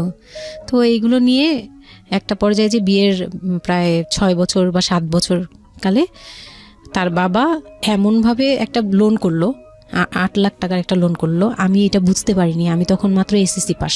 রিপন? হ্যাঁ, 8 লাখ টাকার লোন। 8 লাখ টাকার লোন ব্র্যাক ব্যাংক থেকে। ওকে, 8 লাখ টাকা একটা লোন করলো। আমি তখন জুয়া খেলে একদম কঠিন, তখন সে চরম পর্যায়ে চলে গেছে। বুঝে গেছি যা হওয়ার। বলেন তারপরে? পরে গিয়ে সে করলো কি, 8 লাখ টাকার একটা লোন নিবে, এটার জন্য বোর্ড সিগনেচার নাকি লাগে, আমি এটা জানতাম না। বউয়ের সিগনেচার লাগে? হ্যাঁ, বউয়ের সিগনেচার লাগে, মানে গ্রান্টর হিসেবে একটা বিজনেসম্যান, বড় বিজনেসম্যান আর একটা বোর, মানে বড় বিজনেসম্যান বা একটা দোকান বা একটা বাড়ি ইয়ে লাগে। তো কেউ তো রেফারেন্স দিবে না তাকে। ওই এক দোকানদার ভাইয়া ছিল, বড় ভাই, মুরব্বি টাইপের, বড় ভাই বলতো উনি, ওই লোকটা দিছে সিগনেচার। আর আমার সিগনেচার না তো কোনো ব্যাপারই না, কারণ আমাকে যা দিবে আমি তাই, আমার কি বা আছে আর আমার কাছে কি বা লিখে নিবে, মানে নাও একটা সিগনেচার দাও, তোমার কিছু হবে না, এটা জাস্ট একটা ফর্মালিটি, এভাবে বলছে। আমি সিগনেচার করে দিয়েছি। সেদিন তো আমাকে সে কি জানি খাওয়ালো, মানে আমাকে খুব ভুলায় ভালায় সিগনেচার নিয়েছে। তারপরে থেকে শুরু হয়েছে আমার মানে লাইফের মানে আমি কত বড় ভুলটা করছি। তারপর থেকে সে নাই একবারে নাই। মানে সে বাসা ভাড়া নিয়েছিলাম এর মাঝখানে, এটা বলতে ভুলে গেছি, যে আমার দেবর ননদের বিয়ে হওয়ার পরে ওই বাড়িটাতে, মানে ননদের বিয়ের জন্য ওই বাড়িতে হচ্ছিল না। পরে আমরা বাসা শিফট করে, মানে ওই বাসা ভাড়া দিয়ে অন্য একটা বাসায় ভাড়া গেছি, ফ্ল্যাট নিয়ে ভাড়া যাওয়ার পরে ওই ননদের বিয়ে হওয়ার পরে তারপরে আবার যার যার মতো আলাদা আলাদা রুম নিয়ে থাকা, মানে বাসা নিয়ে থাকা। তো আমাকে যে ফ্ল্যাটটা নিয়ে দিয়েছিল, এক রুমের ছোট্ট একটা ফ্ল্যাট, হ্যাঁ, ওই ফ্ল্যাটে ছিলাম। তো ওইখানে আমার এই যে সিগনেচারটা করায়, মানে ভাই বোন থেকে আলাদা হওয়ার পরে সে তার ভাই বোনকেও ভয় পেত এসব ব্যাপারে। আচ্ছা। তো আমাকে তারা হাইড করছে যে সে জুয়া খেলে, যে এটা আমাকে বলেনি। তো আমি একদিন টের পাইছি কিভাবে, যে ঈদের দিন, মানে লাস্ট ঈদ, ওনার সাথে আমার লাস্ট, মানে লোনটা নেওয়ার আগ পর্যন্ত আপনি জানতেন না যে সে জুয়া খেলে? না, তখনও বুঝি নাই। তার আগে কিন্তু আমি এটা ধরছিও, কিন্তু ধরেও বুঝতে পারিনি। 8 লাখ টাকার যে ঘটনাটা, এটা থেকেই শুরু। মানে সে হচ্ছে এই 8 লাখ টাকার লোন নিয়ে চলে গেছে। 2 মাস 3 মাস একদম মানে টোটালি নাম্বার বন্ধ, সব বন্ধ। তারপরে ওই পরের মাস থেকে তো লোনের যে একটা ইয়ে থাকে, ইন্টারেস্ট সহ, যে ওইগুলোর জন্য তারা বাসায় পর্যন্ত চলে আসছে। এসে আমাকে অপমান করতেছে যে আপনি সহ জানেন, আপনি না জানলে এটা সম্ভবই না, আপনি জানেন, নয়তো আপনি সিগনেচার দিলেন কিভাবে, সিগনেচার কি না জেনে দিয়েছেন? তখন আমি কান্নাকাটি করে বলছি যে আমি আসলে এই বিষয়টা বুঝি নাই ভাইয়া। তো ওনাদেরকে বলার পরে ওনারা বুঝছে যে আসলে ঘটনাটা এরকমই। তো প্রায় 6-7 মাস যাওয়ার পরে দেখি উনি আর আসেই না। তারপর আমি বাসা চেঞ্জ করে আমার বোনের সাথে বাসা নিলাম, রুম নিলাম, একটা রুম নিয়ে মেয়েকে নিয়ে খুব কষ্ট করে থাকি। আমি একটা জব নিলাম ভালো একটা কোম্পানিতে। তখন আমি এসএসসি পাস, তো এসএসসি পাশের সার্টিফিকেট নিয়ে একমাত্র মার্কেটিং সেলসে জব হয়, এছাড়া কিন্তু আর কোথাও ভালো জব হয় না। আমি খোঁজ খবর নিয়ে দেখলাম যে না, মার্কেটিং এ সেলসে যেহেতু জব আছে, তো ইউনিলিভারের খুব ভালো একটা পজিশনেই জব নিলাম। ওকে, সেলসে জব নিলাম। পরে মোটামুটি 10-12 হাজার টাকার মতো স্যালারি ছিল, ওটা দিয়েই চলতাম। মেয়েকে নিয়ে বাড়ি ভাড়া দিতাম 4-4.5 হাজার না, আমি যখন তারপর হুট করে একদিন আসছে, এসে তারপর দেখি ঘরে বসে থাকে, সারাক্ষণ ঘরে বসে থাকে, ব্যাংকের লোক আসবে শুনলেই বের হয়ে যায়, আর বের হয়ে আবার 2-3 দিন থাকে না, আবার আসে। মানে একটা কেমন খেলা, লুকোচুরি জীবন। হ্যাঁ, লুকোচুরি জীবন, বিজনেস শেষ, বিজনেস টিজনেস কিচ্ছু না। উনি থাকে, আমি রান্না করলে উনি খেয়ে চলে যায়। আর উনি যে খায়, মানে তখন জিজ্ঞেসও করে না যে মেয়ে খাইছে বা তুমি খাইছো কিনা, কিচ্ছু না। কেমন জানি মানে একটা মানে পশু টাইপের হয়ে গেছিল, মানে বলতে গেলে গরু ছাগল যেরকম থাকে ওরকম। সে আসে যায়, এই পর্যন্তই। তো সে একটা টিভি কিনছিল আমার বিয়ের পরের থেকে, সে কোনো কিছু কিনে নাই, একটা টিভি কিনছিল। লাস্ট মানে যে ছোট লোকি পানাটা করছে সে, যেদিন আমার সাথে, আমি তো তার সাথে ঝগড়াও যেতাম না, তর্কেও যেতাম না, কোনো ধরনের ইয়েতেই যেতাম না। মানে ওই লোকটা এরপরে যে লাস্ট কাজটা করলো, যেটার উপর থেকে মানে পুরোপুরি মন থেকে উঠে গেল, যে একটা টিভি ছাড়া তার ঘরে কোনো কিছু কেনা ছিল না, সব আমার করা। মানে আমার গহনা গাটি বলেন, যাই বলেন ছিল, যাই ছিল টুকিটাকি সব আমার নিজের করা। শুধু ওই টিভিটা সে কিনছিল নিজের টাকায়। সে যাওয়ার সময় মানে একদিন চিল্লাচিল্লি করলাম, মানে আমি আর সহ্য করতে পারছিলাম না, যে প্রত্যেক রাতে আসি, আমি ডাল ভাত যাই রান্না করি, অনেক সময় দেখা যায় ডালও নেই, চাল আছে শুধু, একটা ডিম নিয়ে আসছি, ভাজছি, ভেজে নিয়ে সামনে বসছি, সে খেয়ে উঠে গেল। মানে আমি আর আমার মেয়ে না খাওয়া, বাচ্চাটার জন্য সে মানে এরকম টাইপের, মানে নেশাখোররাও এর চেয়ে ভালো। আমার মনে হয় যে একটা এডিক্ট হলেও সেও চিন্তা করবে যে আমার বাচ্চাটা খাইছে, তো কিন্তু তার মধ্যে এই ফিলটা নাই। তো আমার একদম বিরক্ত হয়ে গেলাম এক পর্যায়ে। তারপর আমি বললাম যে আপনি আর কত এরকম করবেন, আপনি এরকম কেন শুরু করছেন, আপনি কি চান আসলে, আমাদের কাছে কি চান? তারপর সে বলতেছে যে আমার বোন আসছে, আমার বোনকে বলতেছে যে আমি নষ্ট হয়ে গেছি, আমি কি করে টাকা আনি, হ্যান ত্যান, হ্যাঁ এগুলো বুঝতে বলছে। পেরেছি, যাই মানে হোক, শেষ সম্বল আর কি, যা বলার আর কি। হ্যাঁ পরে আমি তো আর আমার বোনও খেপছে, আমার বোন জামাইও খুব রাগারাগি, হ্যাঁ আপনারা আসলে ওরে ইয়ে করতেছেন, লাই দিচ্ছেন, এই সেই উল্টাপাল্টা কথা বলে টলে সে চলে গেল। চলে যাওয়ার সময় সে টিভিটা হাতে করে নিয়ে গেছে, বিক্রি করে দিবে। হ্যাঁ আমি আমার জিনিস নিয়ে গেলাম, আমি যা যা নিয়েছি সেগুলো নিয়ে গেছি। তো আমি সবচেয়ে মানে খারাপ লাগছে জিনিসটা, যে এতটা ছোট লোকের সাথে আমি ছিলাম এতটা বছর, তখন আমার মনে হয়েছে যে এরকম একটা ছোট মনের মানুষের সাথে আমি এত বছর ছিলাম, এটা বলতে লজ্জা হয়। এই যে গেছে সেই লোকটা আর আসে নাই। তো আমার মামা যেটা বললো যে তোমাদের আসলে এইভাবে ঝুলে থাকলে, তখন তো 2 বছরের মতো প্রায় আমরা সেপারেটেড, মানে আলাদা থাকি। সে চলে গেছে 2 বছরের মতো হয়ে গেছে। তো বলতেছে 2 বছর পর এসে এই যে আজকে বললো এই কথা, আবার যে 1 বছর পর এসে আরেকটা ঝামেলা করবে না এমন কোনো কথা নাই। আর আমার মামা তখন আমাকে বলতেছিল তোমাকে আমরা একটা বিয়ে দিব, তোমার এখনো ওই বয়স আছে এই সেই। আমি তো তখন একবারেই না আমি বিয়েটি আর করতেই পারবো না, আমার মেয়ে আমি বড় করবো, এটাই আমার টার্গেট। তো তারা বলতেছে আচ্ছা ঠিক আছে, বিয়ে করো বা না করো, তোমার এইটার একটা সাইড করা দরকার। তুমি নিজ থেকে ওর কাছ থেকে এমনিতেও কিছু পাবা না, উনিতেও কিছু পাবা না, তুমি নিজ থেকে একটা ডিসিশনে চলে ওর কাছ থেকে ডিটাচ হও আগে, যাতে ওর তোমার উপর কোনো দায়িত্ব না থাকে, অধিকার না থাকে। তখন গিয়ে মানে যেই গার্জিয়ানরা বিয়ে দিয়েছিল তারাই একসাথে বসে আমাকে ডিভোর্সের করে দেয়। হ্যাঁ ওকে। তো ডিভোর্স করার পর you feel bad for this, like আপনি ডিভোর্স দিয়ে দিচ্ছেন, ও মানুষটার প্রতি কোনো মায়া বা দয়া? না, বিন্দু মাত্র না। আমার কেন জানি এটা ফিল হয়নি, আমি নিজেও জানি না। সবাই বলে ডিভোর্সের সময়টা নাকি খুব, কিন্তু আমার কাছে মনে হচ্ছিল যে না, এটা একটা ভালো সমাধান। আমার তখন মনে হয় যে আরো আগেই বের হয়ে আসা হচ্ছিল। ফাইন, এবার আমার কিছু কোশ্চেন আছে, খুব শর্টকাটে আমি অনুষ্ঠানটা শেষ করবো, তারপরে রিয়েলাইজেশনের জায়গা থেকে আমার যারা লিসনার আছে তারা শুনলেই বুঝতে পারবেন যে আসলে স্টোরিটা কেন আমরা প্রচার করলাম। আপনি তো এখন কোনো না কোনো জব করছেন, আপনার সন্তানের খরচ ভরণ পোষণ আপনিই দেন, এবং আমি জানি যে আপনার একটা স্বপ্ন আছে নিশ্চয়ই, এবং আপনি কোনোভাবেই চাইবেন না যে আপনার মেয়ে, আপনি যে অবস্থাটা ফেস করছেন সেটা আপনার মেয়ে ফেস করুক। এবং আমার কেন জানি মনে হচ্ছে যে আপনাদের গল্পটা শুনে যে আপনার মেয়ে আপনার খুব ভালো একজন বন্ধু, সবকিছু মিলিয়ে। ওকে, সো একটা কথা, সৃষ্টিকর্তা কখনোই কোনো মানুষকে কমপ্লিটলি আনহ্যাপি করে না, কমপ্লিটলি হ্যাপি করে না। হ্যাঁ, আপনার এই কষ্টময় জীবনের মধ্যেও আপনাকে আল্লাহ একটা বেস্ট গিফট দিয়ে দিয়েছেন, সেটা হচ্ছে আপনার সন্তান। কিন্তু আমরা যদি একটু অন্যভাবে দেখি গল্পটাকে, যে ঘটনাটা ওর জীবনে ঘটে গেছে, প্রতিনিয়ত ঘটে গেছে, আপনি এই সমাজের জায়গা থেকে যদি আবার চিন্তা করেন, ওর লাইফটা কিন্তু একটা স্পটলেস লাইফ না। ও যখন সেকেন্ড একটা সম্পর্কে যাবে, সেই সম্পর্কটা একটা স্বাভাবিক সম্পর্কের জায়গা থেকেও চিন্তা করতে পারবে না। এবং ওকে যখন একটা মানুষ নিজের জীবনে নিতে যাবে সম্পর্কের বাইরে এসে, তখন একটা জিনিস চিন্তা করবে যে ওর একটা পাস্ট লাইফ আছে, ওর একটা মেয়ে আছে, মেয়ের বয়স কত বছর চলছে? 12 বছর চলছে। এবং ওর বয়স যেখানে, আপনার কত? 21? আমার হচ্ছে 27। সো ওর প্রায় ওর বয়সের অর্ধেক বয়সের 2-3 বছর কম হবে, যাই হোক।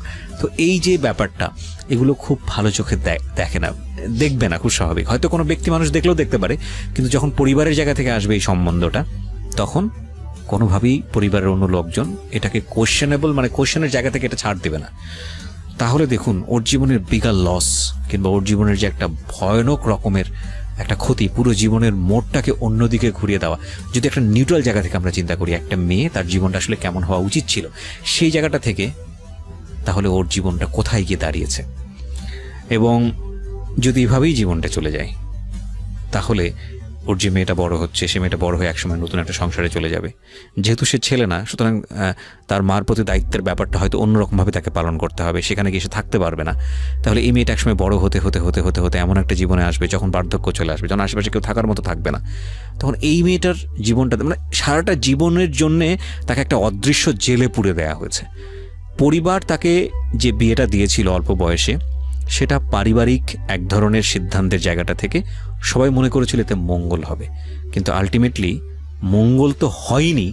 উল্টো যেটা হয়েছে, সেটা যদি জানতো আগে থেকে, তাহলে কেউ এই মঙ্গলটা করতে চাইতো না। কিন্তু এগুলো কিন্তু একেবারে আমাদের প্রত্যেকটা জায়গা থেকে আমরা কিন্তু সবাই বুঝি যে বয়সের ডিফারেন্স থাকলে কি হতে পারে। ভাই, এটা তো হিন্দি সিরিয়াল না। এখানে একটা অসম বয়সে একটা মেয়ে বা ছেলের বিয়ে হলো, তারপরে দেখা গেল যে স্বাভাবিকভাবে তাদের মধ্যে যেটা হওয়ার কথা সেটা হচ্ছে না, অন্য কিছু হচ্ছে। এই বিষয়গুলো তো আসলে এরকম না। জীবনটা তো আসলে এই ধরনের ড্রামা